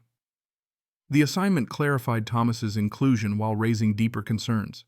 He was effectively being asked to prepare for the dismantling of the hospital's community service infrastructure, the very programs that served people like himself before his Mitchell employment provided premium insurance. Catherine remained silent throughout the meeting, her expression growing increasingly rigid as the discussion progressed. Only when her father mentioned the potential closure of the pediatric asthma research program did she finally interject, her voice carrying the precise control that signaled suppressed anger to those who knew her well. The pediatric respiratory research has shown promising results for severe childhood asthma cases like Olivia's. Shuttering that program would affect hundreds of children currently enrolled in clinical trials.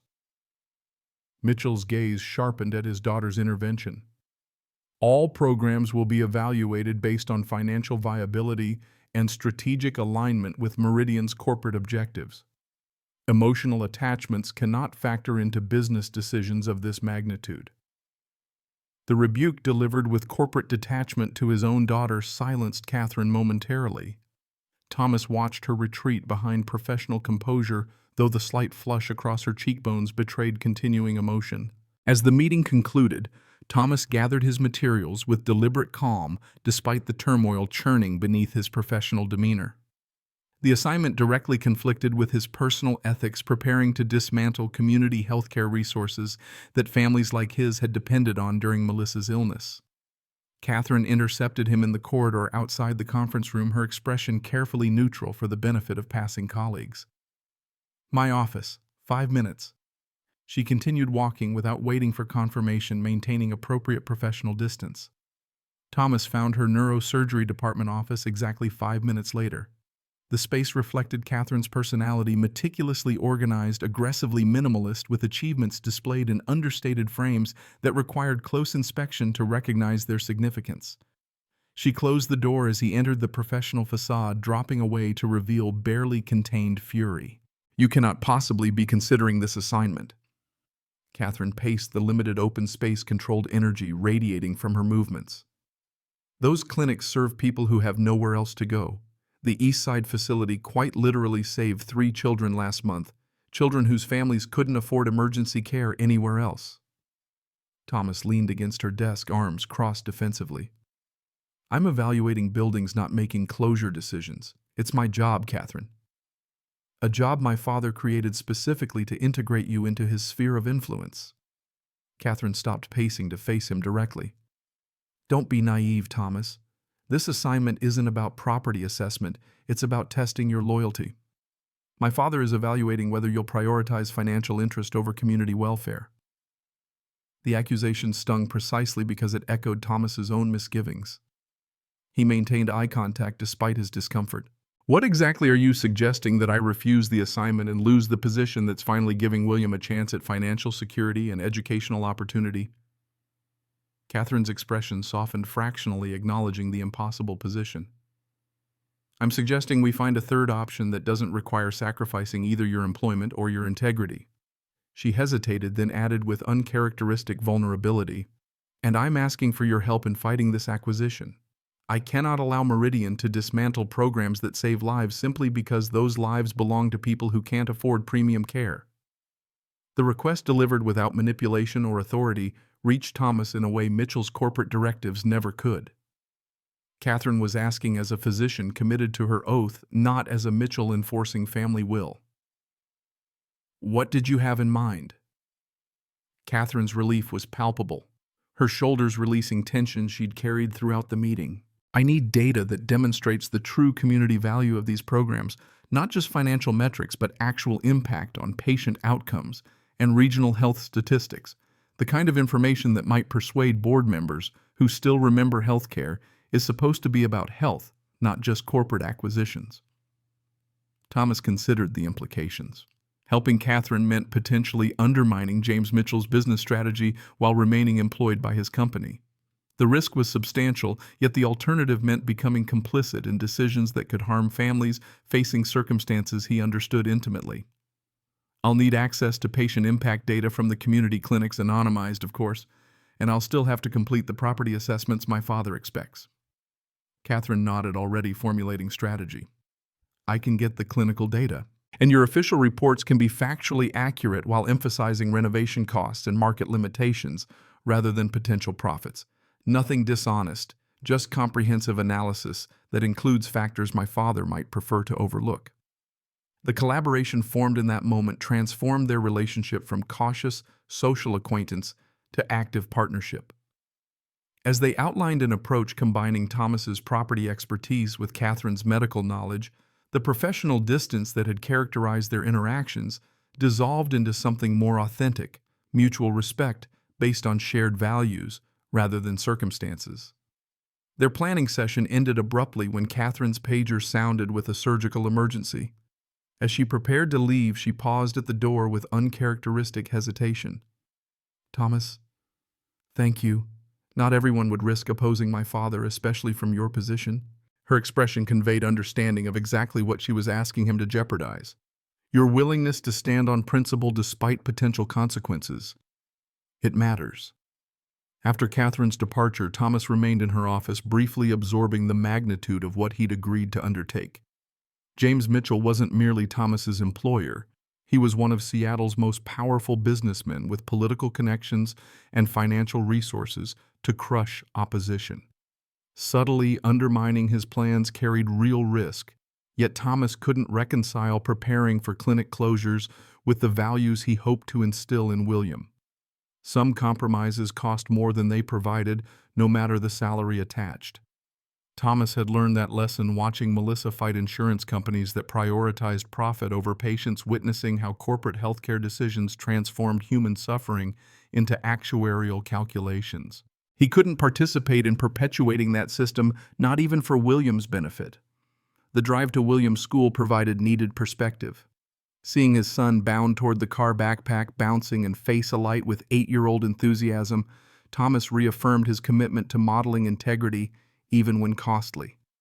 William deserved financial security, but he also deserved a father who demonstrated that some principles couldn't be purchased. Dad, we dissected owl pellets in science today. William buckled himself in, immediately launching into detailed descriptions of rodent skeletal structures identified during the lesson. Ms. Hansen says I have a natural talent for anatomical observation. That's like what Dr. Catherine does with brains, right? The innocent connection between Catherine's neurosurgery and elementary school science brought a smile to Thomas's face despite his preoccupation. Similar skills definitely, different application. Olivia says her mom has models of brains in her home office. Can we see them sometime? I want to compare mammal brain structures. The request highlighted how thoroughly the Mitchells had integrated into their lives. William now referenced Olivia and Catherine with the casual familiarity of established relationships rather than recent acquaintances. Thomas couldn't regret the friendship that had brought such enthusiasm to his son, even as complications with the Mitchell patriarch deepened. We'll ask Dr. Catherine next time we see her.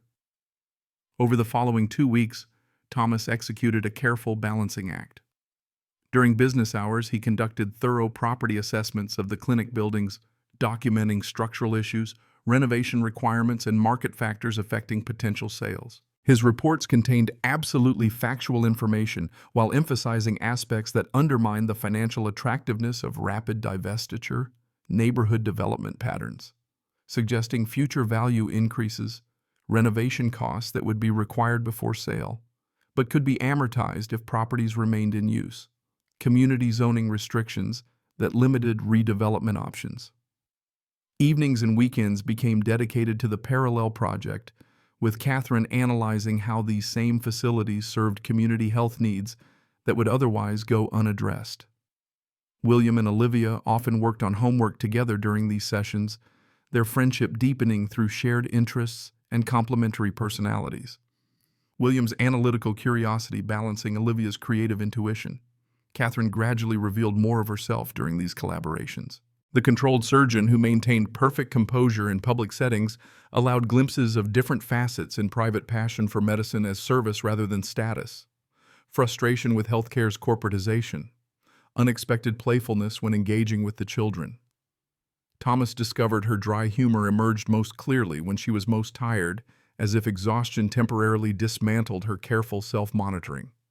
Their working relationship evolved into genuine friendship built on mutual respect and shared purpose. They discovered unexpected commonalities despite their different backgrounds. Both valued craftsmanship and precision. Both approached problems methodically. While remaining flexible in execution, both placed their children's well-being above personal advancement. The turning point came 3 weeks after the initial board meeting. Thomas had submitted his official property reports carefully balanced to provide required information while subtly discouraging rapid divestiture. Catherine had compiled comprehensive impact data demonstrating how community programs improved regional health outcomes while reducing emergency care costs. They were reviewing final presentations in Catherine's home office when Olivia appeared in the doorway, face flushed and breathing audibly labored. Catherine transformed instantly from colleague to mother, crossing the room with urgent grace to assess her daughter. "How long have you been feeling short of breath?" Olivia shrugged with forced nonchalance that failed to mask evident distress. "Since after dinner, it's not too bad." Thomas recognized the minimizing response from William's occasional childhood illnesses, the instinct to downplay symptoms to avoid worrying parents. Catherine clearly recognized it too, her hand already reaching for the medical bag she kept in her home office. "Let's do a quick nebulizer treatment as a precaution." Catherine maintained deliberate calm while gathering equipment, her voice steady despite the concern evident in her quickened movements. Thomas moved to the doorway where William watched with worried expression. "Why don't we take a break, William? Maybe you could show me that science project you two were working on while Olivia takes her medicine." The diversion allowed Catherine space to focus on Olivia, while preventing William from absorbing unnecessary anxiety. As Thomas followed his son to the kitchen where their science materials were spread across the table, he heard Catherine's murmured medical questions behind them, the professional physician and concerned mother voices overlapping. William glanced back toward the office, unusual worry creasing his young forehead. "Olivia's been using her inhaler a lot at school this week. She tries to hide it, but I noticed." The observation highlighted both William's attentiveness and the deepening friendship between the children. Thomas squeezed his son's shoulder reassuringly. "It's good you noticed. Dr. Catherine will make sure she gets the right treatment." When Catherine rejoined them 20 minutes later, her expression confirmed the treatment had been necessary but effective. "Olivia's resting now. The nebulizer helped, but her oxygen levels were lower than I'd like." She rubbed her temple, physician's analytical concern momentarily overtaken by maternal worry. "This is the 3rd episode this month despite medication adjustments." Thomas recognized the fear beneath her controlled exterior, the universal parental terror of being unable to protect one's child from suffering. "Is there something more that can be done?" "The experimental treatment being studied at the respiratory center." Catherine's voice tightened with irony. "The same program Meridian plans to eliminate as insufficiently profitable." The connection between their advocacy work and Olivia's immediate health crystallized the stakes. This wasn't merely about abstract healthcare policy, it was about specific children like Olivia, whose treatment options would disappear under corporate prioritization of profit margins over patient outcomes. Catherine sank into a kitchen chair, momentarily allowing vulnerability to surface. "I've tried discussing this with my father directly. He dismisses medical concerns as emotional decision-making incompatible with business strategy." Her voice carried the weight of repeated disappointments in this fundamental disconnect. "He cannot or will not recognize that healthcare fundamentally differs from other industries. The products are human lives." Thomas prepared tea while Catherine regained composure, the domestic gesture acknowledging emotional needs without requiring explicit discussion. William quietly gathered his science materials, intuiting the adults needed space for serious conversation. "Dad, can I check on Olivia just to make sure she's okay?" The request reflected genuine concern rather than childhood curiosity. Thomas glanced at Catherine, who nodded permission with evident appreciation for William's thoughtfulness. With the children occupied, Catherine outlined the experimental treatment program. Olivia had qualified for a specialized immunotherapy, showing promising results for severe childhood asthma cases. The program operated through the community clinic network Meridian, intended to close, serving primarily low-income patients while advancing research applicable to all socioeconomic groups. The board votes on Meridian's offer next Thursday. Catherine accepted the tea Thomas offered, cradling the mug as if drawing strength from its warmth. My father expects it to pass easily. Most members prioritize financial returns over healthcare mission. Thomas considered the impending decision with growing resolution. Then we need to change their perspective before Thursday. Make it impossible to ignore the human consequences of their financial calculations. The determination in his voice caused Catherine to study him with renewed appreciation. You understand you're proposing direct opposition to my father's plan, the man who created your position specifically to have influence over you. Thomas met her gaze steadily. Some things matter more than job security. Your father hired me for my carpentry skills and attention to detail, not my willingness to abandon principles for a paycheck. Catherine's expression softened with something beyond professional respect, recognition of shared values despite vastly different backgrounds. Then we have 4 days to build a case compelling enough to overcome Meridian's financial incentives. The next morning, Thomas arrived at work to find a meeting request from James Mitchell waiting in his inbox. The chairman rarely scheduled formal meetings, preferring impromptu office visits that maintained power dynamics in his favor. The departure from pattern triggered immediate concern. Mitchell's executive suite projected the expected corporate authority, expansive views, museum-quality artwork, furniture, selected to subtly disadvantage visitors through proportion and position. Thomas recognized the psychological tactics but refused to be intimidated, maintaining relaxed posture despite the deliberately oversized leather chair designed to make guests feel diminished.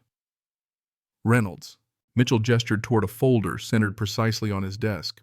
I've reviewed your property assessments regarding the community clinics. Thomas nodded without elaboration, waiting for Mitchell to reveal the purpose behind this formal summoning. The chairman studied him with calculated intensity before continuing. Remarkably thorough analysis. You've identified numerous factors that would complicate immediate divestiture of these properties. Mitchell tapped the folder with manicured fingertips. Particularly interesting how you've emphasized long-term value potential over short-term liquidation benefits. The observation carried unspoken awareness that Thomas had technically fulfilled his assignment while subtly undermining its purpose. Thomas maintained professional composure, neither confirming nor denying the implied strategy. I provided comprehensive evaluation of all relevant factors affecting property values and disposition options as requested. Mitchell's smile never reached his eyes. Indeed you did. Exactly as requested, while somehow producing conclusions that directly contradict Meridian's property assessment team. He leaned forward, dropping pretense of casual conversation. You've been working with Catherine on her opposition to this acquisition. The statement, not phrased as a question, confirmed Mitchell's extensive information network within his own organization. Thomas saw no benefit in denial. Dr. Mitchell asked for my perspective on community impact of these facilities. Given my background in construction and my experience with medical care access issues, I was able to provide relevant insights. Experience with medical care access. Mitchell repeated the phrase with clinical detachment. You mean your wife's cancer treatment and subsequent financial difficulties? A deeply personal perspective that might cloud objective business assessment. The deliberate reference to Melissa's illness as a professional liability rather than valid experience ignited anger Thomas rarely allowed himself to express. He leaned forward, matching Mitchell's posture with unusual directness. My wife died despite being a healthcare professional with better-than-average insurance coverage and medical connections. Families with fewer resources face impossible choices between treatment and financial survival. That's not emotional bias. It's relevant context for evaluating healthcare facility decisions. The rare display of intensity momentarily disrupted Mitchell's calculated approach. A flicker of genuine surprise crossed his features before corporate composure reasserted itself. Your loyalty to my daughter is admirable if professionally problematic, Mitchell redirected smoothly. Catherine has always led with her heart rather than her head, a trait inherited from her mother rather than me. It makes her an exceptional physician but a poor business strategist. Thomas recognized the implied choice being presented. His continued employment depended on prioritizing Mitchell's business objectives over Catherine's medical ethics, corporate loyalty above personal integrity. The decision had crystallized long before this meeting. With respect, sir, your daughter's medical judgment saved Olivia during her asthma attack. Her commitment to ethical patient care reflects the values that should guide healthcare decisions, including business aspects. Thomas met Mitchell's gaze directly. I was hired for my professional expertise and judgment. If those qualities are no longer desired, I'll tender my resignation immediately. The declaration hung between them, fundamentally altering their power dynamic. Mitchell studied Thomas with renewed calculation, apparently reassessing his initial assumptions. Interesting. You'd sacrifice financial security and your son's educational opportunities on principle. Mitchell's tone suggested he found this choice genuinely perplexing rather than admirable. Catherine said you would. I had my doubts.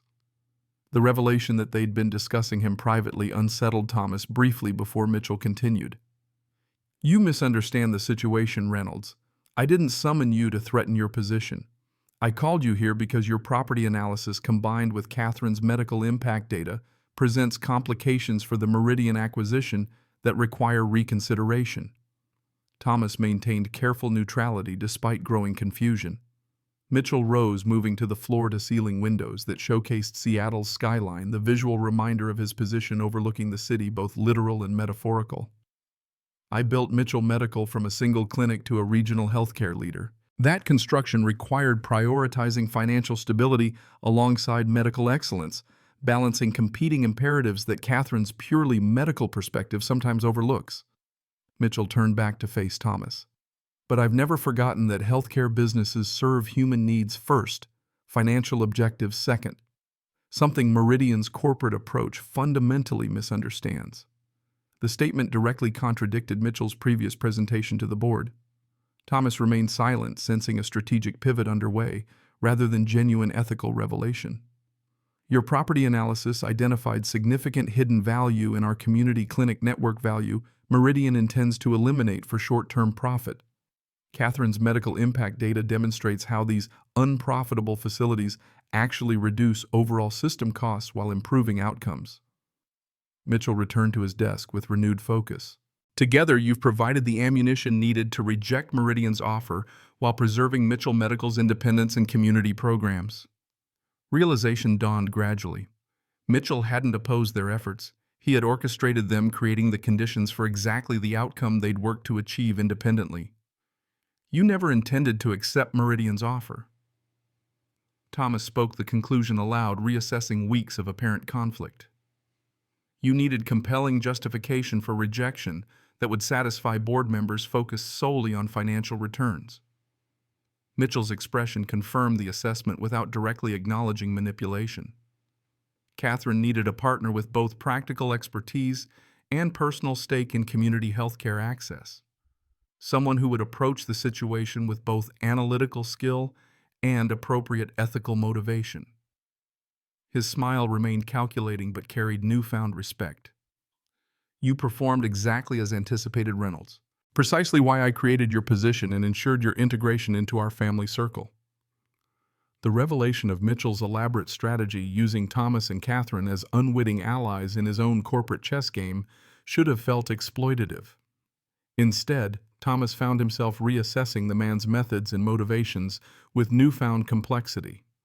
James Mitchell operated through manipulation and strategic calculation rather than transparent collaboration, yet his ultimate objectives aligned with the ethical outcome Thomas and Catherine had fought to achieve. The board meeting Thursday will proceed as scheduled, Mitchell confirmed, with you and Catherine presenting your combined findings as the foundation for rejecting Meridian's offer. The board will vote to maintain independence and continue community programs with certain operational adjustments to ensure long-term sustainability. Thomas processed the implications of this unexpected alliance with the man whose methods he had fundamentally distrusted. And if we had reached different conclusions, supported Meridian's offer instead of opposing it?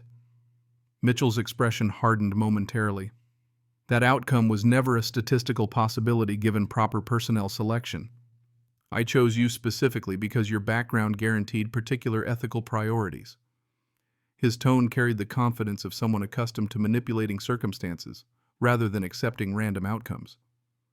Catherine provided medical expertise. You provided practical property assessment and personal conviction. I merely created conditions for your natural collaboration. The board meeting Thursday unfolded exactly as Mitchell had predicted. Thomas presented his property analysis demonstrating the clinic network's long-term value and community integration. Catherine followed with comprehensive medical impact data showing how these unprofitable facilities actually reduce system-wide costs while improving patient outcomes. Board members initially focused on financial returns, gradually shifted perspective as the presentation connected abstract numbers to concrete human consequences. When the final vote rejected Meridian's offer in favor of maintaining independence with operational adjustments, Catherine's expression reflected genuine triumph untainted by knowledge of her father's manipulation. Thomas maintained professional composure despite the complex mixture of satisfaction with the outcome and discomfort with Mitchell's methods. After the meeting, Catherine approached Thomas in the corridor outside the boardroom professional reserve temporarily abandoned in the wake of their shared victory. "We actually did it." Her voice carried rare, unguarded emotion. "The respiratory research program is safe. Community clinics will remain open." The implications for Olivia's treatment remained unspoken, but evident in Catherine's momentary vulnerability. Thomas shared her genuine satisfaction while carrying the additional burden of knowing Mitchell had orchestrated their campaign from the beginning. The chairman watched their interaction from across the corridor with the calculating assessment of a chess master whose pieces had moved according to design. Catherine followed Thomas's gaze, intuiting the unspoken complexity. "He manipulated us, didn't he?" Her question held resignation rather than surprise. "Set up the entire situation to achieve exactly this outcome while maintaining plausible deniability." Thomas considered honesty versus discretion, ultimately choosing transparency.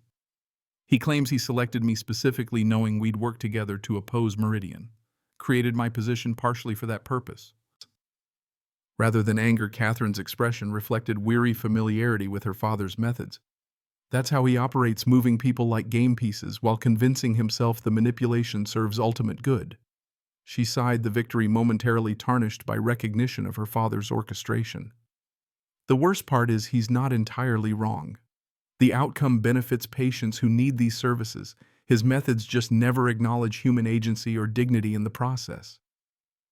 The insight into Mitchell family dynamics deepened Thomas's understanding of Catherine's careful independence, her insistence on transparency, her resistance to her father's influence despite sharing many of his objectives.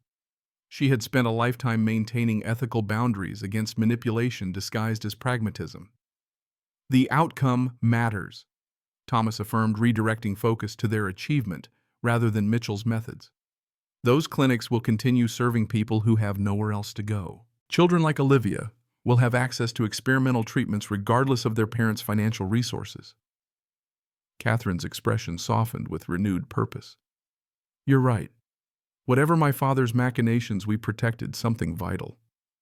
She glanced back toward the boardroom where Mitchell conducted post-meeting discussions with board members. "I just wish sometimes he could achieve worthy goals through straightforward means rather than elaborate manipulation."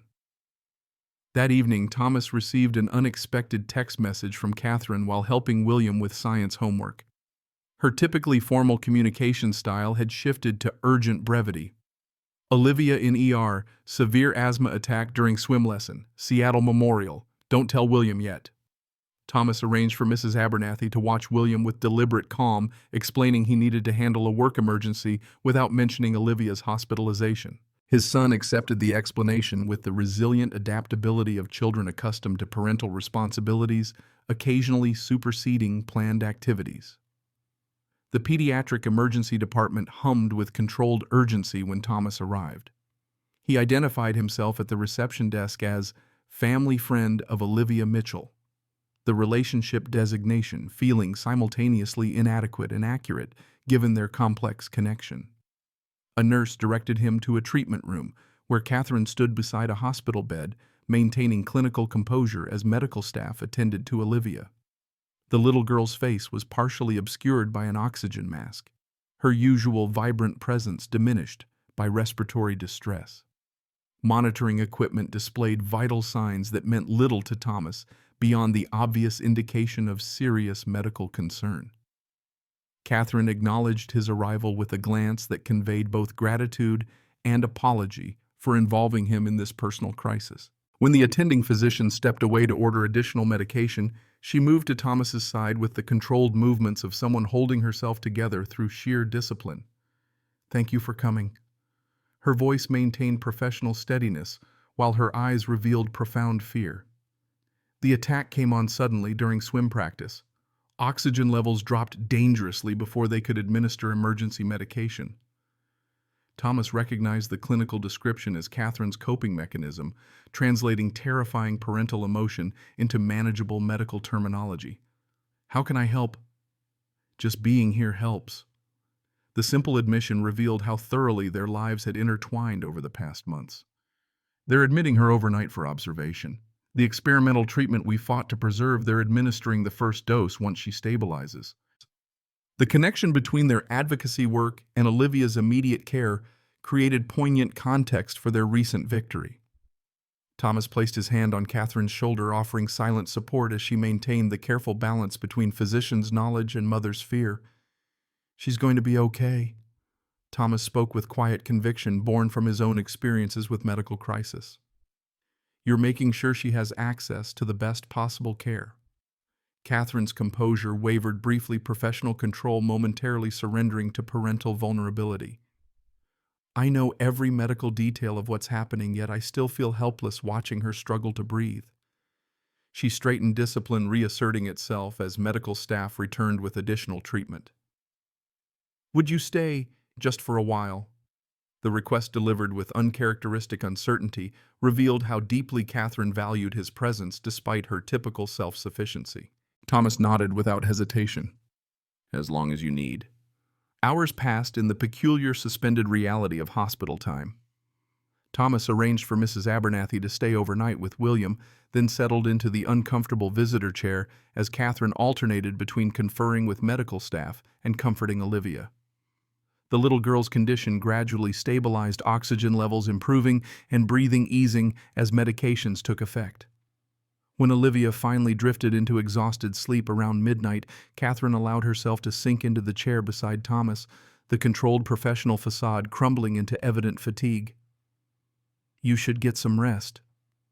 Thomas spoke gently, noting the shadows beneath her eyes and tension etched across her features. "I can stay with her if you want to find a quiet room for a few hours." Catherine shook her head, gaze fixed on her daughter's sleeping form. "I need to be here when she wakes up. She gets disoriented in hospitals." The admission carried the weight of previous experiences, other nights spent in similar vigilance. Thomas respected her decision without arguing, instead retrieving coffee from the nurse's station and offering silent companionship as Catherine maintained her watch. Around 2 a.m., in the strange intimacy created by shared crisis and hospital fluorescence, she spoke of Olivia's history with unexpected openness. "She isn't actually my biological daughter." Catherine's voice emerged soft but steady, the revelation offered without preamble. "She's my niece. My sister Emma died in a car accident when Olivia was 5. There was no father in the picture. Emma was a single mother like me, though through choice rather than circumstance." The disclosure explained subtle discrepancies Thomas had noticed but never questioned the lack of physical resemblance between Catherine and Olivia, certain awkward moments when discussing family history, the occasionally formal interactions that seemed unusual between mother and daughter. Emma was always the warm one, the natural mother. Catherine continued, exhaustion lowering barriers she typically maintained with careful precision. "I was focused on career-building surgical skills, establishing professional reputation. We were opposites in nearly everything except stubbornness." Thomas listened without interruption, recognizing the rare gift of Catherine's unguarded confidence. She described her sister's vibrant approach to life, her decision to have Olivia without waiting for traditional family structure, their close bond despite different priorities. The night of the accident, Emma had called asking to borrow money. "I was in surgery and missed the call." Catherine's clinical detachment faltered briefly. She was driving in a storm, distracted by financial stress, worried about making rent. The investigation found she was texting me when she lost control of the car. The weight of unresolved guilt lay beneath the factual recounting. Thomas recognized the burden intimately from his own experience with Melissa's illness, the irrational but persistent feeling that different choices might have prevented tragedy. It wasn't your fault. He offered the assurance with quiet certainty, born from his own journey through grief. We can't protect the people we love from everything, no matter how much we wish otherwise. Catherine acknowledged his words with the slightest nod, neither accepting nor rejecting the comfort. After Emma died, I became Olivia's legal guardian through a family court process that revealed how utterly unprepared I was for parenthood. My perfectly ordered surgeon's life transformed overnight to include finger paintings on refrigerators and princess stories at bedtime. The image of Catherine, controlled, precise, professionally formidable, adapting to sudden motherhood, created unexpected poignancy.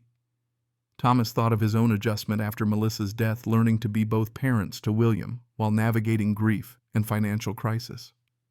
The hardest part wasn't the practical challenges. Catherine continued, her gaze still fixed on Olivia's sleeping form.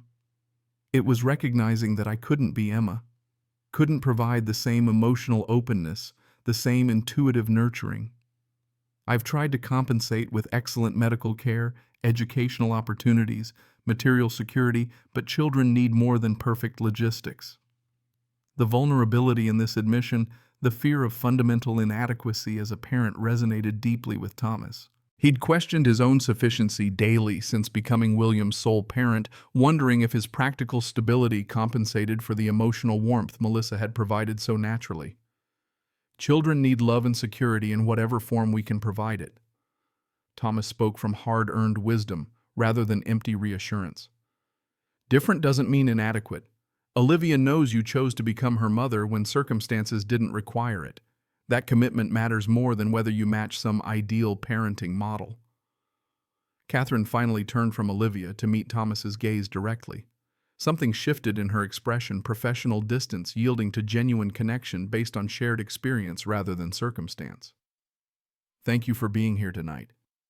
The simple gratitude carried layers of meaning beyond the immediate crisis. For understanding without requiring explanation. The moment stretched between them, unexpectedly intimate in the antiseptic hospital setting. Thomas recognized the rarity of Catherine's openness, this carefully controlled woman, allowing genuine vulnerability rather than calculated disclosure. Morning arrived with improved medical news. Olivia's condition stabilized significantly overnight, the experimental treatment showing promising early response. When William arrived with Mrs. Abernathy after school, his careful self-control at seeing his friend in a hospital bed revealed the depth of concern he'd maintained throughout the day despite limited information. I brought your favorite constellation book. William placed the astronomy guide on Olivia's bedside table with solemn ceremony. And I took notes in science class so you won't fall behind.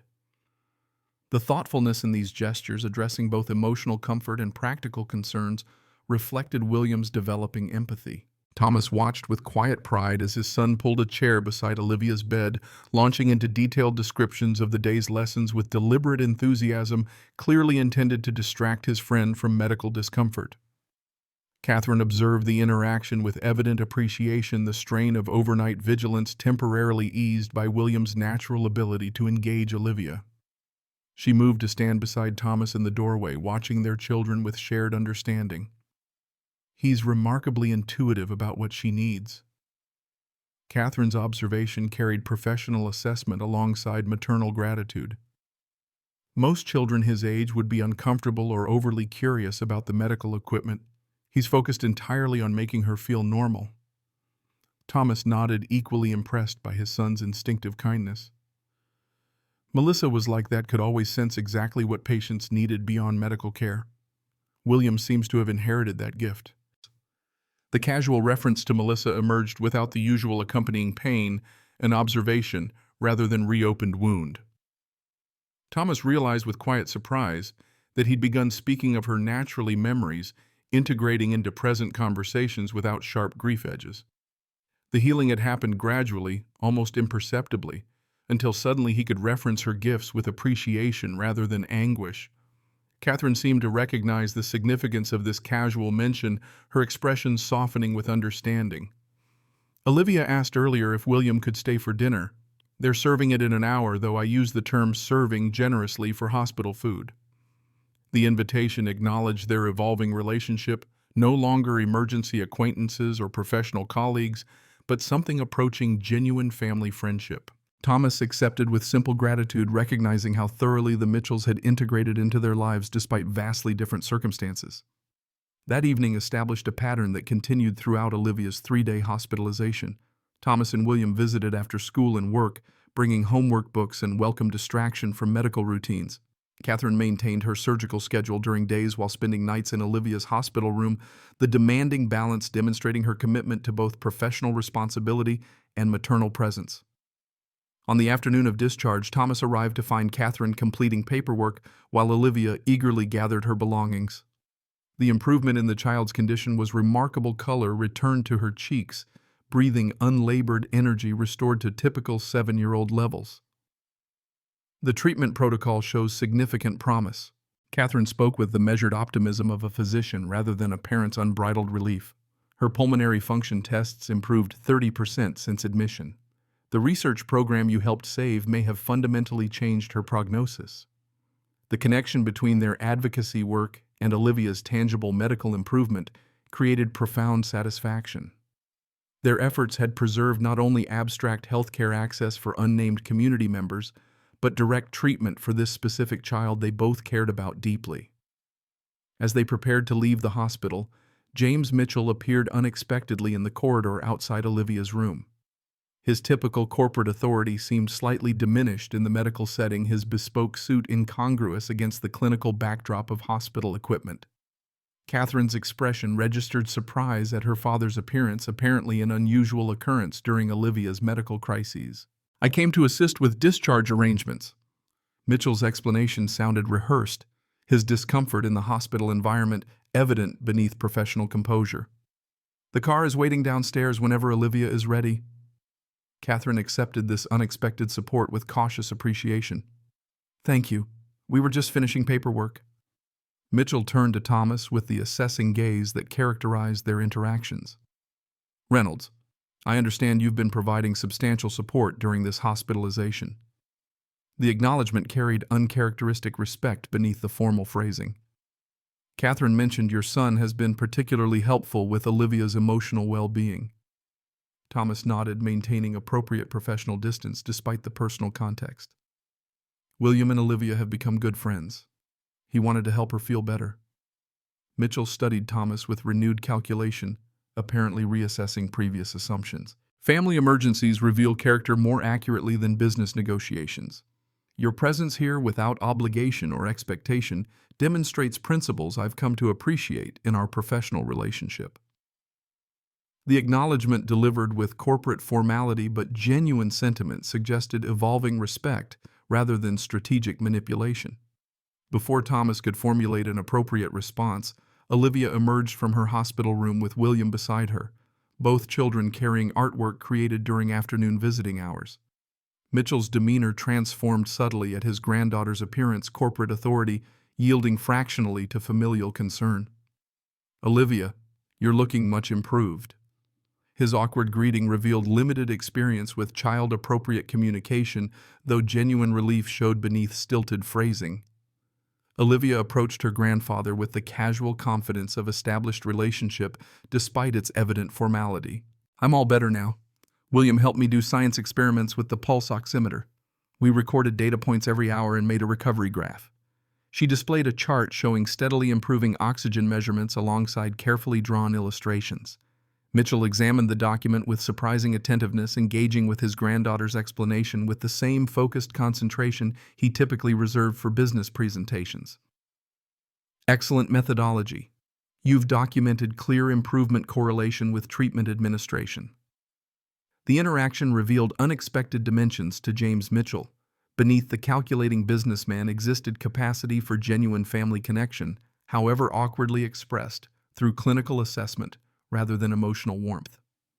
Thomas observed this complex man with newfound understanding of Catherine's complicated relationship with her father, appreciating his brilliant mind while resisting his manipulative methods.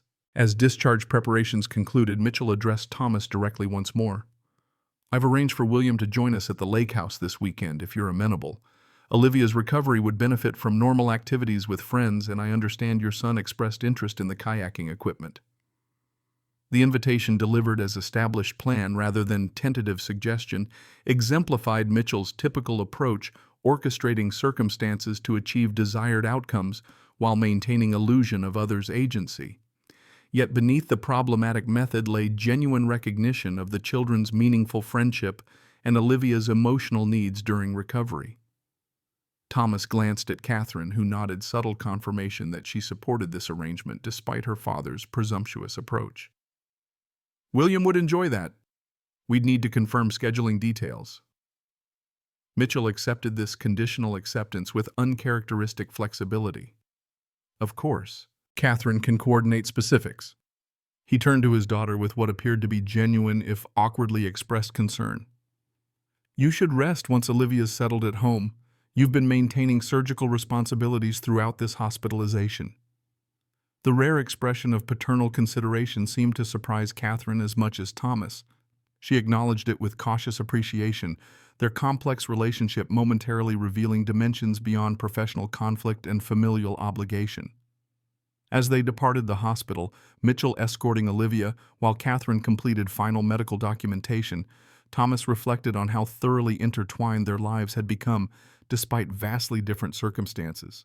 What began as a chance encounter during a rainstorm had evolved into genuine connection that transcended social barriers and financial disparities. The unlikely intersection of their worlds had transformed both families in unexpected ways, William gaining confidence and expanded horizons through friendship with Olivia Thomas, finding renewed purpose through meaningful work and authentic relationship with Catherine. Olivia benefiting from William's natural empathy during health challenges. Catherine discovering partnership that respected both her professional excellence and maternal vulnerability.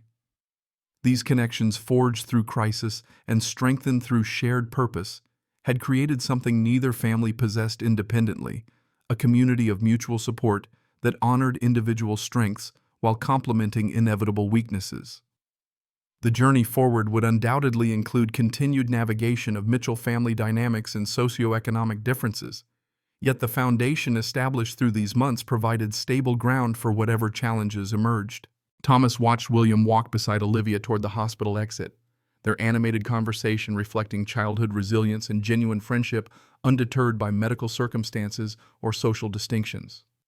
Catherine joined him in the corridor, professional composure temporarily yielding to evident fatigue after days of divided attention between surgical responsibilities and maternal vigilance.